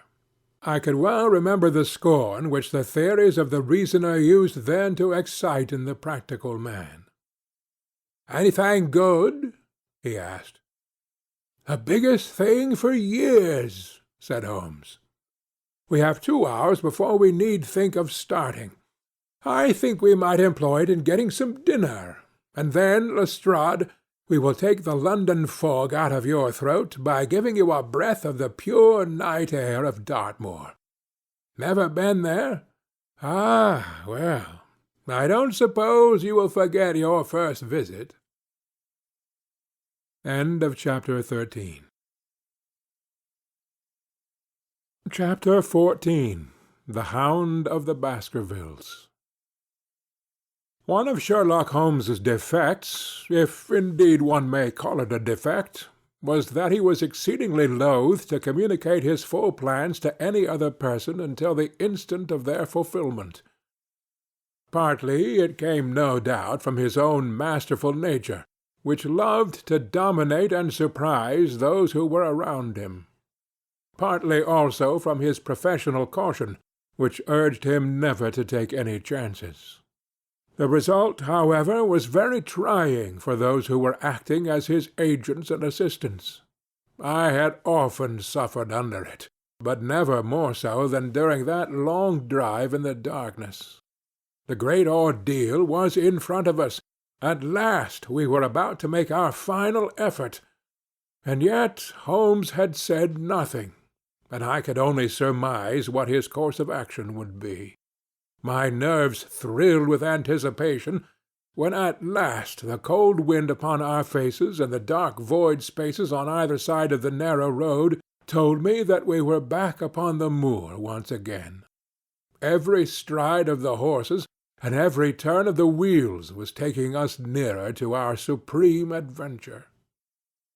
Our conversation was hampered by the presence of the driver of the hired wagonette, so that we were forced to talk of trivial matters when our nerves were tense with emotion and anticipation. It was a relief to me, after that unnatural restraint, when we at last passed Franklin's house and knew that we were drawing near to the hall and to the scene of action. We did not drive up to the door, but got down near the gate of the avenue. The wagonette was paid off and ordered to return to Coombe Tracey forthwith, while we started to walk to Merripit House. "Are you armed, Lestrade?" The little detective smiled. "As long as I have my trousers I have a hip pocket, and as long as I have my hip pocket I have something in it." "Good. My friend and I are also ready for emergencies." "You're mighty close about this affair, Mr. Holmes. What's the game now?" "A waiting game." "My word, it does not seem a very cheerful place," said the detective with a shiver, glancing round him at the gloomy slopes of the hill, and at the large lake of fog which lay over the Grimpen Mire. "I see the lights of a house ahead of us." "That is Merripit House, and the end of our journey. I must request you to walk on tiptoe, and not to talk above a whisper." We moved cautiously along the track as if we were bound for the house, but Holmes halted us when we were about 200 yards from it. "This will do," said he. "These rocks upon the right make an admirable screen." "We are to wait here?" "Yes, we shall make our little ambush here. Get into this hollow, Lestrade. You have been inside the house, have you not, Watson?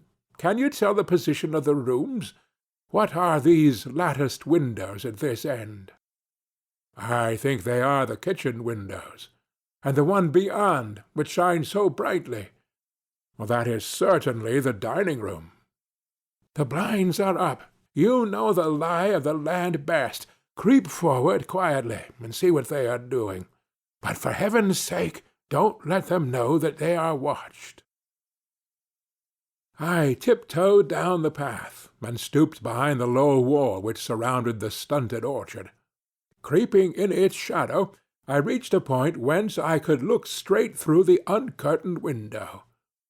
There were only 2 men in the room, Sir Henry and Stapleton.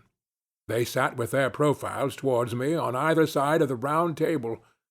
Both of them were smoking cigars, and coffee and wine were in front of them. Stapleton was talking with animation, but the baronet looked pale and distrait. Perhaps the thought of that lonely walk across the ill-omened moor was weighing heavily upon his mind. As I watched them, Stapleton rose and left the room, while Sir Henry filled his glass again and leaned back in his chair, puffing at his cigar. I heard the creak of a door and the crisp sound of boots upon gravel. The steps passed along the path on the other side of the wall under which I crouched. Looking over, I saw the naturalist pause at the door of an outhouse in the corner of the orchard. A key turned in a lock, and as he passed in there was a curious scuffling noise from within. He was only a minute or so inside, and then I heard the key turn once more, and he passed me and re-entered the house. I saw him rejoin his guest, and I crept quietly back to where my companions were waiting, to tell them what I had seen. "You say, Watson, that the lady is not there?" Holmes asked when I had finished my report. "No." "Where can she be, then, since there is no light in any other room except the kitchen?" "I cannot think where she is." I have said that over the great Grimpen Mire there hung a dense white fog. It was drifting slowly in our direction, and banked itself up like a wall on that side of us, low, but thick and well defined. The moon shone on it, and it looked like a great glimmering ice-field, with the heads of the distant tors as rocks borne upon its surface. Holmes's face was turned towards it, and he muttered impatiently as he watched its sluggish drift. "It's moving toward us, Watson." "Is that serious?" "Very serious indeed. The one thing upon earth which could have disarranged my plans. It can't be very long now. It is already 10 o'clock. Our success, and even his life, may depend upon his coming out before the fog is over the path." The night was clear and fine above us. The stars shone cold and bright, while a half-moon bathed the whole scene in a soft, uncertain light. Before us lay the dark bulk of the house, its serrated roof and bristling chimneys hard outlined against the silver-spangled sky. Broad bars of golden light from the lower windows stretched across the orchard and the moor. One of them was suddenly shut off. The servants had left the kitchen. There only remained the lamp in the dining-room, where the 2 men, the murderous host and the unconscious guest, still chatted over their cigars. Every minute that white woolly plain which covered one half of the moor was drifting closer and closer to the house. Already the first thin wisps of it were curling across the golden square of the lighted window. The farther wall of the orchard was already invisible, and the trees were standing out of a swirl of white vapour. As we watched it, the fog wreaths came crawling round both corners of the house, and rolled slowly into one dense bank, on which the upper floor and the roof floated like a strange ship upon a shadowy sea. Holmes struck his hand passionately upon the rock in front of us, and stamped his feet in his impatience. "If he isn't out in a quarter of an hour, the path will be covered.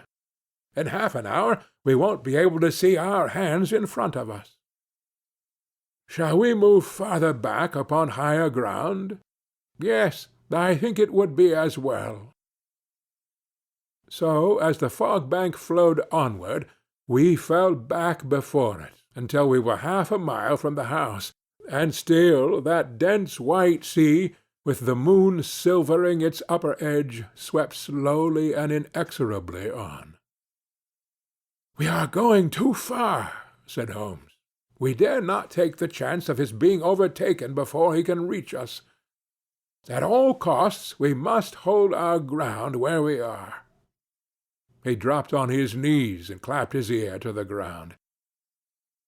"Thank God! I can hear him coming." A sound of quick steps broke the silence of the moor. Crouching among the stones, we stared intently at the silver-tipped bank in front of us. The steps grew louder, and through the fog, as through a curtain, there stepped the man whom we were awaiting. He looked round him in surprise as we emerged into the clear starlit night. Then he came swiftly along the path, passed close to where we lay, and went up the long slope behind us. As he walked, he glanced continually over either shoulder, like a man who is ill at ease. "Hist! Hist!" cried Holmes, and I heard the sharp click of a cocking pistol. "Look out! It's coming!" There was a thin, crisp, continuous patter from somewhere in the heart of that crawling bank. The cloud was within 50 yards of where we lay, and we glared at it, all three, uncertain what horror was about to break from the heart of it. I was at Holmes's elbow, and I glanced for an instant at his face. It was pale and exultant, his eyes shining brightly in the moonlight.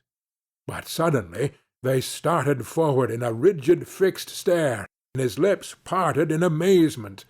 At the same instant Lestrade gave a yell of terror, and threw himself face downward upon the ground.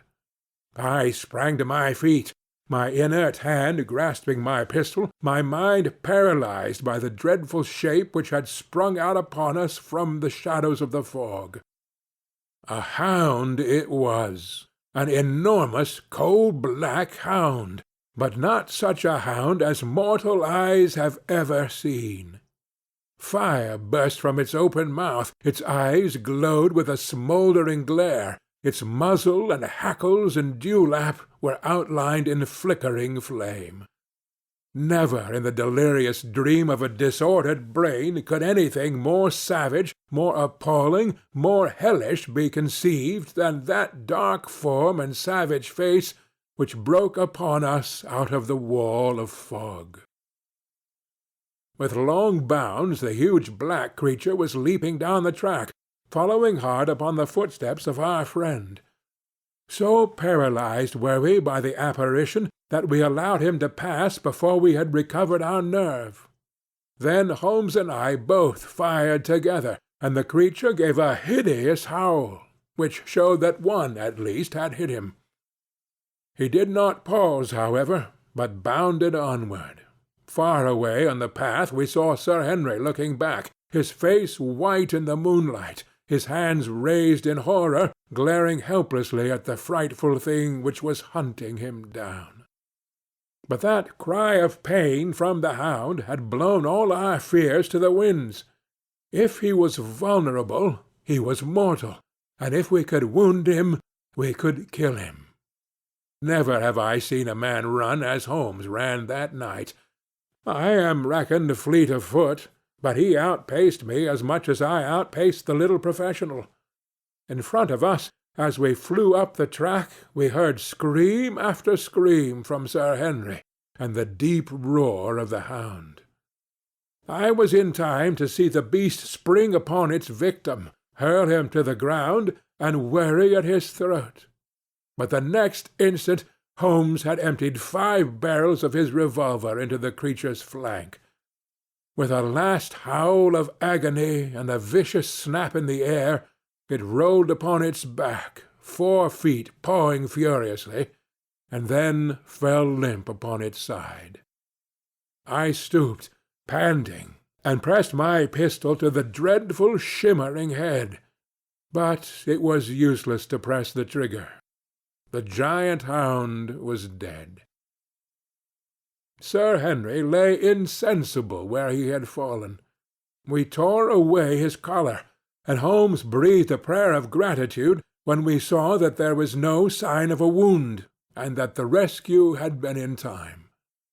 Already our friend's eyelids shivered, and he made a feeble effort to move.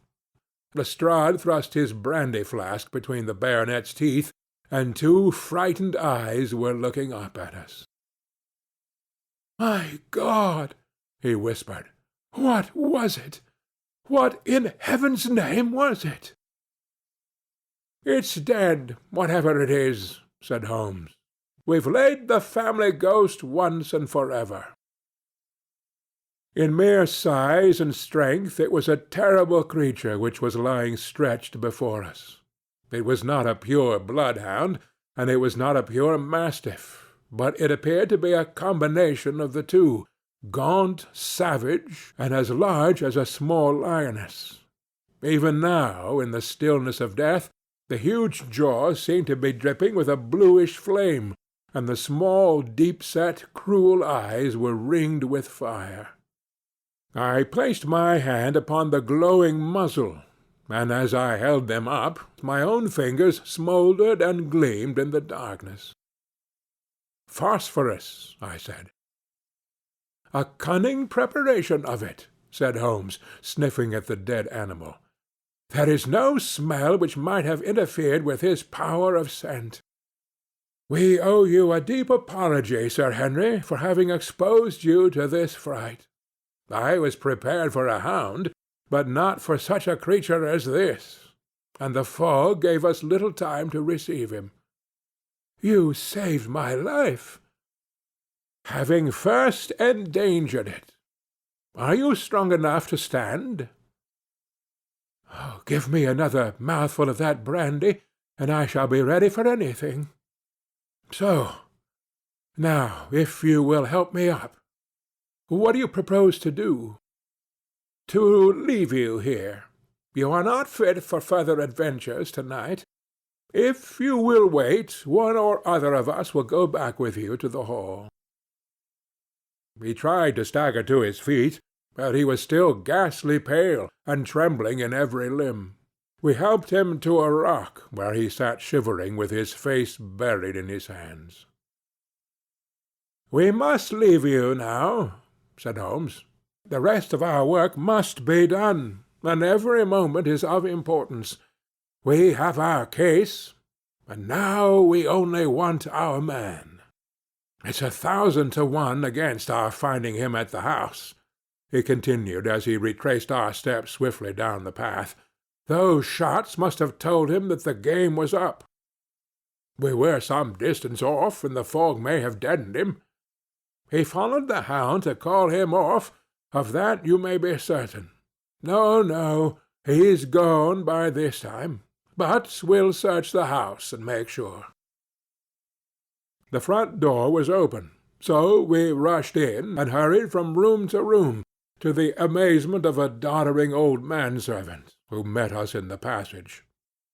There was no light save in the dining-room, but Holmes caught up the lamp and left no corner of the house unexplored. No sign could we see of the man whom we were chasing. On the upper floor, however, one of the bedroom doors was locked. "There's some one in here," cried Lestrade. "I can hear a movement. Open this door." A faint moaning and rustling came from within. Holmes struck the door just over the lock with the flat of his foot, and it flew open. Pistol in hand, we all rushed into the room. But there was no sign within it of that desperate and defiant villain whom we expected to see. Instead, we were faced by an object so strange and so unexpected that we stood for a moment staring at it in amazement. The room had been fashioned into a small museum, and the walls were lined by a number of glass-top cases full of that collection of butterflies and moths the formation of which had been the relaxation of this complex and dangerous man. In the centre of this room there was an upright beam, which had been placed at some period as a support for the old worm-eaten bulk of timber which spanned the roof. To this post a figure was tied, so swathed and muffled in the sheets which had been used to secure it, that one could not for the moment tell whether it was that of a man or a woman. One towel passed round the throat and was secured at the back of the pillar. Another covered the lower part of the face, and over it 2 dark eyes full of grief and shame and a dreadful questioning, stared back at us. In a minute we had torn off the gag, unswathed the bonds, and Mrs. Stapleton sank upon the floor in front of us. As her beautiful head fell upon her chest, I saw the clear red weal of a whiplash across her neck. "The brute!" cried Holmes. "Here, Lestrade, your brandy-bottle. Put her in the chair. She has fainted from ill-usage and exhaustion." She opened her eyes again. "Is he safe?" she asked. "Has he escaped?" "He cannot escape us, madam." "No, no, I do not mean my husband. Sir Henry, is he safe?" "Yes." "And the hound?" "It is dead." She gave a long sigh of satisfaction. "Thank God! Thank God! Oh, this villain! See how he has treated me!" She shot her arms out from her sleeves, and we saw with horror that they were all mottled with bruises. "But this is nothing, nothing. It is my mind and soul that he has tortured and defiled. I could endure it all, ill-usage, solitude, a life of deception, everything, as long as I could still cling to the hope that I had his love. But now I know that in this also I have been his dupe and his tool." She broke into passionate sobbing as she spoke. "You bear him no good will, madam," said Holmes. "Tell us then where we shall find him. If you have ever aided him in evil, help us now, and so atone." "There is but one place where he can have fled," she answered. "There is an old tin mine on an island in the heart of the mire. It was there that he kept his hound, and there also he had made preparations so that he might have a refuge. That is where he would fly." The fog-bank lay like white wool against the window. Holmes held the lamp towards it. "See," said he, "no one can find his way into Grimpen Mire to-night." She laughed and clapped her hands. Her eyes and teeth gleamed with fierce merriment. "He may find his way in, but never out," she cried. "How can he see the guiding wands to-night? We planted them together, he and I, to mark the pathway through the mire. Oh, if I could only have plucked them out to-day!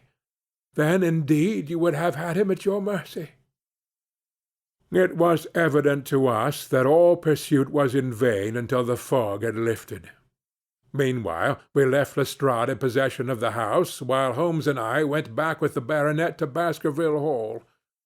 The story of the Stapletons could no longer be withheld from him, but he took the blow bravely when he learned the truth about the woman whom he had loved. But the shock of the night's adventures had shattered his nerves, and before morning he lay delirious in a high fever under the care of Dr. Mortimer. The two of them were destined to travel together round the world before Sir Henry had become once more the hale, hearty man that he had been before he became master of that ill-omened estate. And now I come rapidly to the conclusion of this singular narrative, in which I have tried to make the reader share those dark fears and vague surmises which clouded our lives so long and ended in so tragic a manner. On the morning after the death of the Hound, the fog had lifted, and we were guided by Mrs. Stapleton to the point where they had found a pathway through the bog. It helped us to realize the horror of this woman's life when we saw the eagerness and joy with which she laid us on her husband's track. We left her standing upon the thin peninsula of firm, peaty soil which tapered out into the widespread bog. From the end of it a small wand planted here and there showed where the path zigzagged from tuft to tuft of rushes among those green scummed pits and foul quagmires which barred the way to the stranger. Rank reeds and lush slimy water plants sent an odor of decay and a heavy miasmatic vapor onto our faces, while a false step plunged us more than once thigh-deep into the dark quivering mire, which shook for yards in soft undulations under our feet. Its tenacious grip plucked at our heels as we walked, and when we sank into it, it was as if some malignant hand was tugging us down into those obscene depths, so grim and purposeful was the clutch in which it held us. Once only we saw a trace that someone had passed that perilous way before us. From amid a tuft of cotton grass which bore it up out of the slime, some dark thing was projecting. Holmes sank to his waist as he stepped from the path to seize it, and had we not been there to drag him out, he would never have set his foot upon firm dry land again. He held an old black boot in the air. Myers, Toronto, was printed on the leather inside. "It is worth a mud bath," said he. "It is our friend Sir Henry's missing boot. Thrown there by Stapleton in his flight. Exactly. He retained it in his hand after using it to set the Hound upon the track. He fled when he knew the game was up, still clutching it, and he hurled it away at this point of his flight. We know at least that he came so far in safety. But more than that we were never destined to know, though there was much which we might surmise. There was no chance of finding footsteps in the mire, for the rising mud oozed swiftly in upon them. But as we at last reached firmer ground beyond the morass, we all looked eagerly for them. But no slightest sign of them ever met our eyes. If the earth told a true story, then Stapleton never reached that island of refuge towards which he struggled through the fog upon that last night. Somewhere in the heart of the great Grimpen mire, down in the foul slime of the huge morass which had sucked him in, this cold and cruel-hearted man is forever buried. Many traces we found of him in the bog-girt island where he had hid his savage ally. A huge driving-wheel and a shaft half filled with rubbish showed the position of an abandoned mine. Beside it were the crumbling remains of the cottages of the miners, driven away, no doubt, by the foul reek of the surrounding swamp. In one of these, a staple and chain with a quantity of gnawed bones showed where the animal had been confined. A skeleton, with a tangle of brown hair adhering to it, lay among the debris. "A dog," said Holmes. "By Jove, a curly-haired spaniel. Poor Mortimer will never see his pet again. Well, I do not know that this place contains any secret which we have not already fathomed. He could hide his hound, but he could not hush its voice, and hence came those cries which even in daylight were not pleasant to hear. On an emergency He could keep the hound in the outhouse at Merripit, but it was always a risk, and it was only on the supreme day, which he regarded as the end of all his efforts, that he dared do it. This paste in the tin is no doubt the luminous mixture with which the creature was daubed. It was suggested, of course, by the story of the family hell-hound, and by the desire to frighten old Sir Charles to death. No wonder the poor devil of a convict ran and screamed, even as our friend did, and as we ourselves might have done, when he saw such a creature bounding through the darkness of the moor upon his track. It was a cunning device, for, apart from the chance of driving a victim to his death, what peasant should venture to inquire too closely into such a creature should he get sight of it, as many have done upon the moor? I said it in London, Watson, and I say it again now, that never yet have we helped to hunt down a more dangerous man than he who is lying yonder. He swept his long arm towards the huge mottled expanse of green-splotched bog which stretched away until it merged into the russet slopes of the moor. Chapter 14. Chapter 15. A Retrospection. It was the end of November, and Holmes and I sat upon a raw and foggy night on either side of a blazing fire in our sitting-room in Baker Street. Since the tragic upshot of our visit to Devonshire, he had engaged in two affairs of the utmost importance, in the first of which he had exposed the atrocious conduct of Colonel Upwood in connection with the famous card scandal of the Nonpareil Club, while in the second he had defended the unfortunate Madame Montpensier from the charge of murder which hung over her in connection with the death of her step-daughter, Mademoiselle Carrère, the young lady who, as it will be remembered, was found 6 months later alive and married in New York. My friend was in excellent spirits over the success which had attended a succession of difficult and important cases, so that I was able to induce him to discuss the details of the Baskerville mystery. I had waited patiently for the opportunity, for I was aware that he would never permit cases to overlap, and that his clear and logical mind would not be drawn from its present work to dwell upon memories of the past. Sir Henry and Dr. Mortimer were, however, in London, on their way to that long voyage which had been recommended for the restoration of his shattered nerves. They had called upon us that very afternoon, so that it was natural that the subject should come up for discussion. "The whole course of events," said Holmes, "from the point of view of the man who called himself Stapleton, was simple and direct, although to us, who had no means in the beginning of knowing the motives of his actions, and could only learn part of the facts, it all appeared exceedingly complex.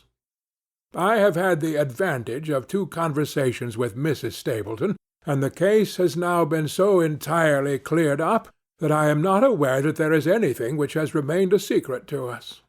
You will find a few notes upon the matter under the heading B in my indexed list of cases. Perhaps you would kindly give me a sketch of the course of events from memory? Certainly, though I cannot guarantee that I will carry all the facts in my mind. Intense mental concentration has a curious way of blotting out what has passed. The barrister who has his case at his fingers' ends, and is able to argue with an expert upon his own subject, finds that a week or 2 of the courts will drive it all out of his head once more. So each of my cases displaces the last, and Mademoiselle Carrère has blurred my recollection of Baskerville Hall.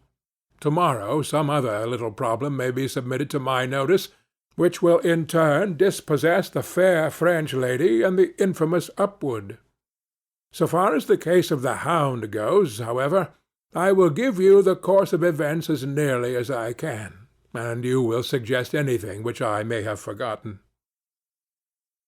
My inquiries show beyond all question that the family portrait did not lie, and that this fellow was indeed a Baskerville.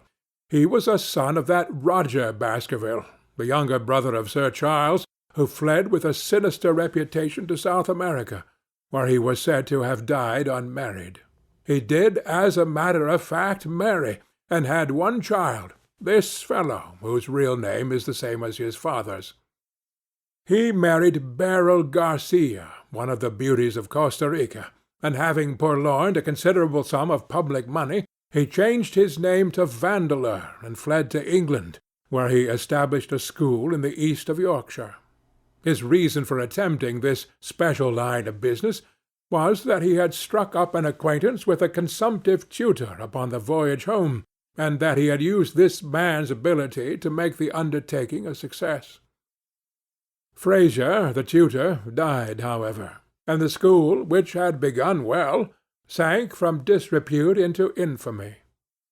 The Vandeleurs made it convenient to change their name to Stapleton, and he brought the remains of his fortune, his schemes for the future, and his taste for entomology to the south of England. I learned at the British Museum that he was a recognized authority upon the subject, and that the name of Vandeleur has been permanently attached to a certain moth, which he had in his Yorkshire days been the first to describe. We now come to that portion of his life which was proved to be of such intense interest to us. The fellow had evidently made inquiry, and found that only 2 lives intervened between him and a valuable estate. When he went to Devonshire his plans were, I believe, exceedingly hazy, but that he meant mischief from the first is evident from the way in which he took his wife with him in the character of his sister. The idea of using her as a decoy was clearly already in his mind, though he may have not been certain how the details of his plot were to be arranged. He meant in the end to have the estate, and he was ready to use any tool or run any risk for that end.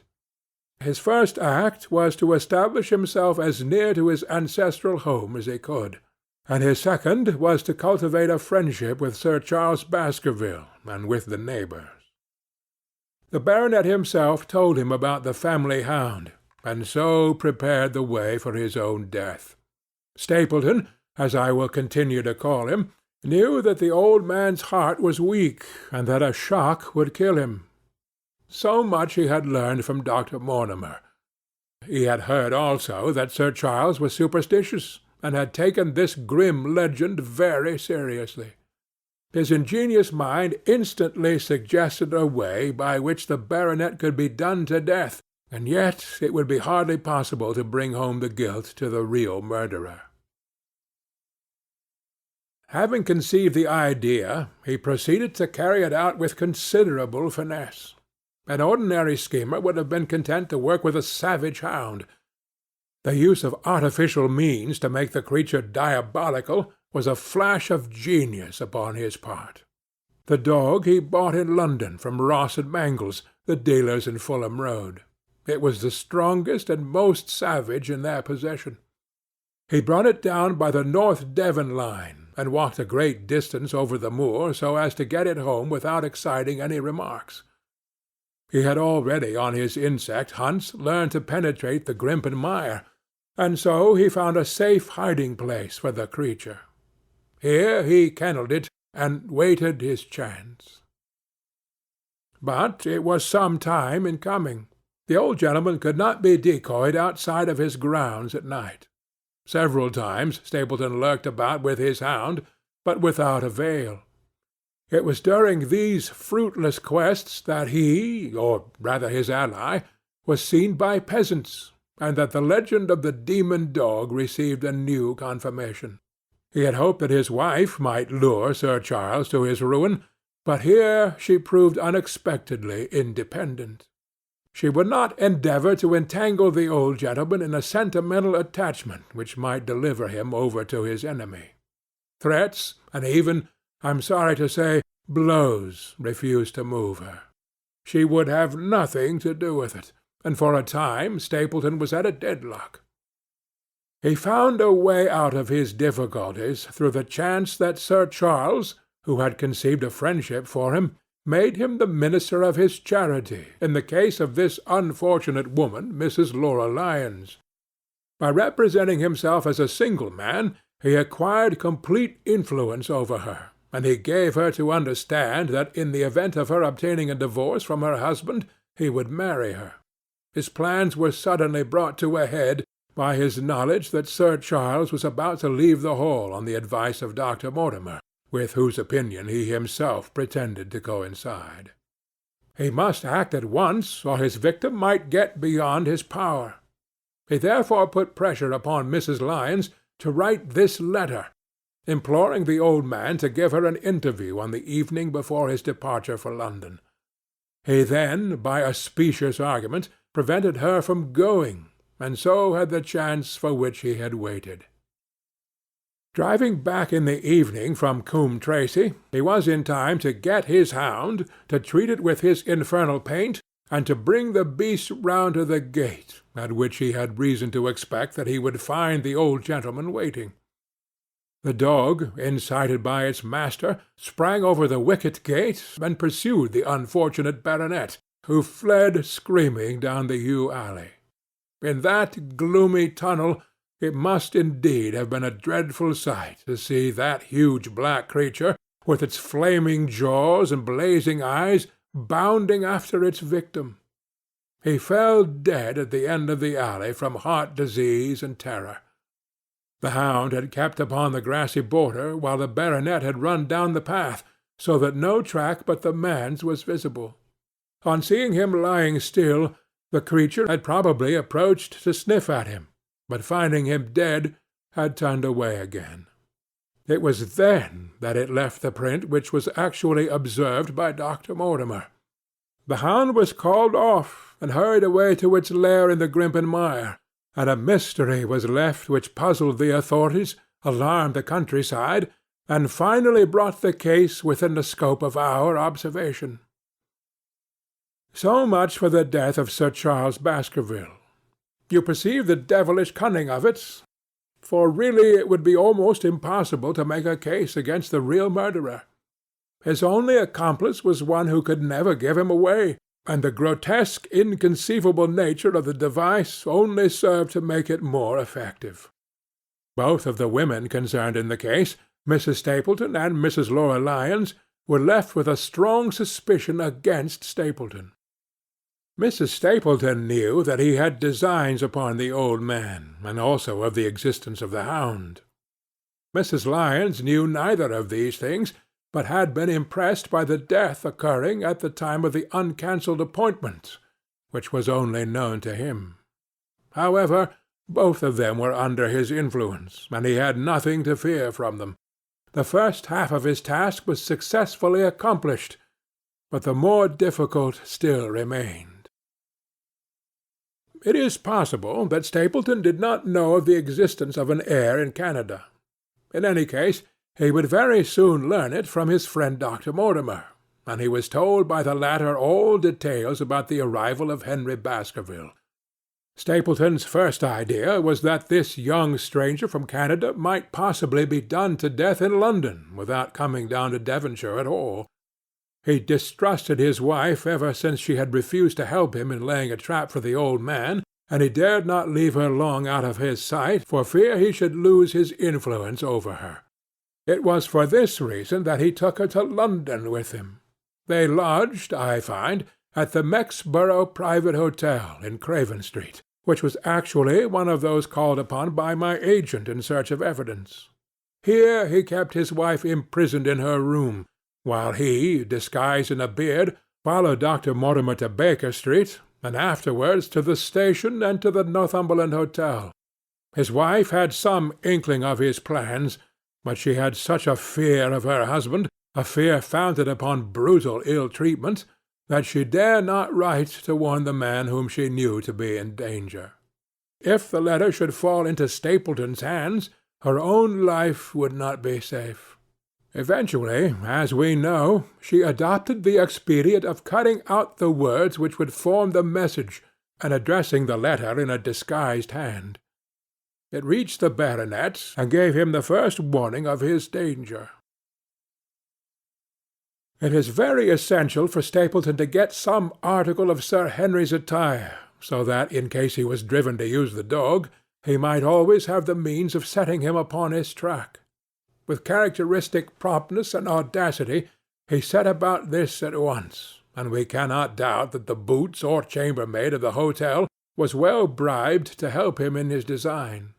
By chance, however, the first boot which was procured for him was a new one, and therefore useless for his purpose. He then had it returned and obtained another, a most instructive incident, since it proved conclusively, to my mind, that we were dealing with a real hound, as no other supposition could explain this anxiety to obtain an old boot and this indifference to a new one.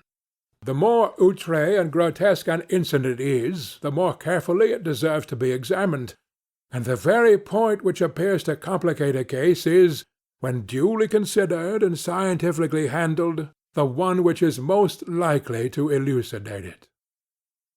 Then we had the visit from our friends next morning, shadowed always by Stapleton in the cab. From his knowledge of our rooms and of my appearance, as well as from his general conduct, I am inclined to think that Stapleton's career of crime has been by no means limited to this single Baskerville affair. It is suggestive that during the last 3 years there have been 4 considerable burglaries in the West Country, for none of which was any criminal ever arrested. The last of these, at Folkestone Court in May, was remarkable for the cold-blooded pistoling of the page, who surprised a masked and solitary burglar. I cannot doubt that Stapleton recruited his waning resources in this fashion, and that for years he has been a desperate and dangerous man. We had an example of his readiness of resource that morning when he got away from us so successfully, and also of his audacity in sending back my own name to me through the cabman. From that moment he understood that I had taken over the case in London, and that therefore there was no chance for him there. He returned to Dartmoor and awaited the arrival of the baronet. "One moment," said I. "You have no doubt described the sequence of events correctly, but there is one point which you have left unexplained. What became of the Hound when its master was in London?" "I have given some attention to this matter, and it is undoubtedly of importance. There can be no question that Stapleton had a confidant, though it is unlikely that he ever placed himself in his power by sharing all his plans with him. There was an old manservant at Merripit House, whose name was Anthony. His connection with the Stapletons can be traced for several years, as far back as the schoolmastering days, so that he must have been aware that his master and mistress were really husband and wife. This man has disappeared, and has escaped from the country. It is suggestive that Anthony is not a common name in England, while Antonio is so in all Spanish or Spanish-American countries. The man, like Mrs. Stapleton herself, spoke good English, but with a curious lisping accent. I have myself seen this old man cross the Grimpen Mire by the path which Stapleton had marked out. It is very probable, therefore, that in the absence of his master it was he who cared for the hound, though he may never have known the purpose for which the beast was used. The Stapletons then went down to Devonshire, where they were soon followed by Sir Henry and you. One word now as to how I stood myself at that time. It may possibly recur to your memory that when I examined the paper upon which the printed words were fastened, I made a close inspection of the watermark. In doing so, I held it within a few inches of my eyes, and was conscious of a faint smell of the scent known as white jessamine. There are 75 perfumes which it is very necessary that a criminal expert should be able to distinguish from each other, and cases have more than once, within my own experience, depended upon their prompt recognition. The scent suggested the presence of a lady, and already my thoughts began to turn towards the Stapletons. Thus I had made certain of the Hound, and had guessed at the criminal before we ever went to the West Country. It was my game to watch Stapleton. It was evident, however, that I could not do this if I were with you, since he would be keenly on his guard. I deceived everybody, therefore, yourself included, and I came down secretly when I was supposed to be in London. My hardships were not so great as you imagined, though some trifling details must never interfere with the investigation of a case. I stayed for the most part at Coombe Tracey, and only used the hut upon the moor when it was necessary to be near the scene of action. Cartwright had come down with me, and in his disguise as a country boy he was of great assistance to me. I was dependent upon him for food and clean linen. When I was watching Stapleton, Cartwright was frequently watching you, so that I was able to keep my hand upon all the strings. I have already told you that your reports reached me rapidly, being forwarded instantly from Baker Street to Coombe Tracey. They were of great service to me, and especially that one incidentally truthful piece of biography of Stapleton's. I was able to establish the identity of the man and the woman, and knew at last exactly how I stood.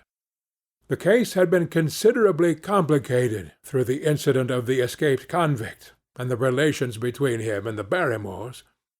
This also you cleared up in a very effective way, though I had already come to the same conclusions from my own observations.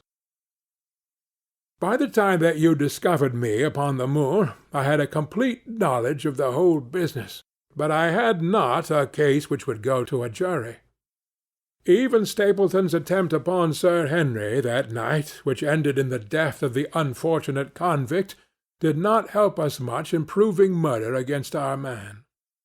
There seemed to be no alternative but to catch him red-handed, and to do so we had to use Sir Henry, alone and apparently unprotected, as a bait. We did so, and at the cost of a severe shock to our client, we succeeded in completing our case and driving Stapleton to his destruction. That Sir Henry should have been exposed to this is, I must confess, a reproach to my management of the case, but we had no means of foreseeing the terrible and paralyzing spectacle which the beast presented, nor could we predict the fog which enabled him to burst upon us at such short notice. We succeeded in our object at a cost which both the specialist and Dr. Mortimer assure me will be a temporary one. A long journey may enable our friend to recover not only from his shattered nerves, but also from his wounded feelings. His love for the lady was deep and sincere, and to him the saddest part of all this black business was that he should have been deceived by her. It only remains to indicate the part which she had played throughout. There can be no doubt that Stapleton exercised an influence over her which may have been love, or may have been fear, or very possibly both, since they are by no means incompatible emotions. It was at least absolutely effective. At his command she consented to pass as his sister, though he found the limits of his power over her when he endeavored to make her the direct accessory to murder. She was ready to warn Sir Henry so far as she could without implicating her husband, and again she tried to do so. Stapleton himself seems to have been capable of jealousy, and when he saw the baronet paying court to the lady, even though it was part of his own plan, still he could not help interrupting with a passionate outburst which revealed the fiery soul which his self-contained manner so cleverly concealed. By encouraging the intimacy, he made it certain that Sir Henry would frequently come to Marripit House, and that he would sooner or later get the opportunity which he desired. On the day of the crisis, however, his wife turned suddenly against him. She had learned something of the death of the convict, and she knew that the Hound was being kept in the outhouse on the evening that Sir Henry was coming to dinner. She taxed her husband with his intended crime, and a furious scene followed, in which he showed her for the first time that she had a rival in his love. Her fidelity turned in an instant to bitter hatred, and he saw that she would betray him. He tied her up, therefore, that she might have no chance of warning Sir Henry, and he hoped, no doubt, that when the whole countryside put down the baronet's death to the curse of his family, as they certainly would do, he could win his wife back to accept an accomplished fact, and to keep silent upon what she knew. In this I fancy that in any case he made a miscalculation, and that, if we had not been there, his doom would none the less have been sealed. A woman of Spanish blood does not condone such an injury so lightly.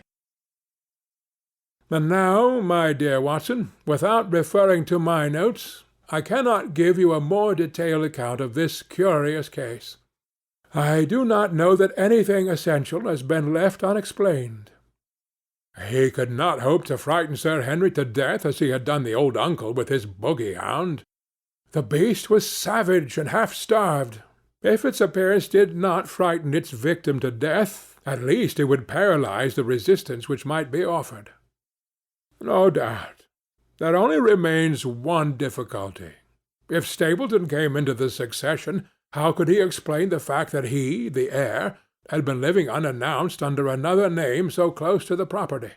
How could he claim it without causing suspicion and inquiry? It is a formidable difficulty, and I fear that you ask too much when you expect me to solve it. The past and the present are within the field of my inquiry, but what a man may do in the future is a hard question to answer. Mrs. Stapleton has heard her husband discuss the problem on several occasions. There were 3 possible courses. He might claim the property from South America, establish his identity before the British authorities there, and so obtain the fortune without ever coming to England at all. Or he might adopt an elaborate disguise during the short time that he need to be in London. Or he might furnish an accomplice with the proofs and papers, putting him in as heir, and retaining a claim upon some proportion of his income. We cannot doubt from what we know of him that he would have found some way out of the difficulty. And now, my dear Watson, we have had some weeks of severe work, and for one evening, I think, we may turn our thoughts into more pleasant channels. I have a box for Les Huguenots. Have you heard the D'Ereskys? Might I trouble you then to be ready in half an hour, and we can stop at Marcini's for a little dinner on the way. End of The Hound of the Baskervilles, by Sir Arthur Conan Doyle.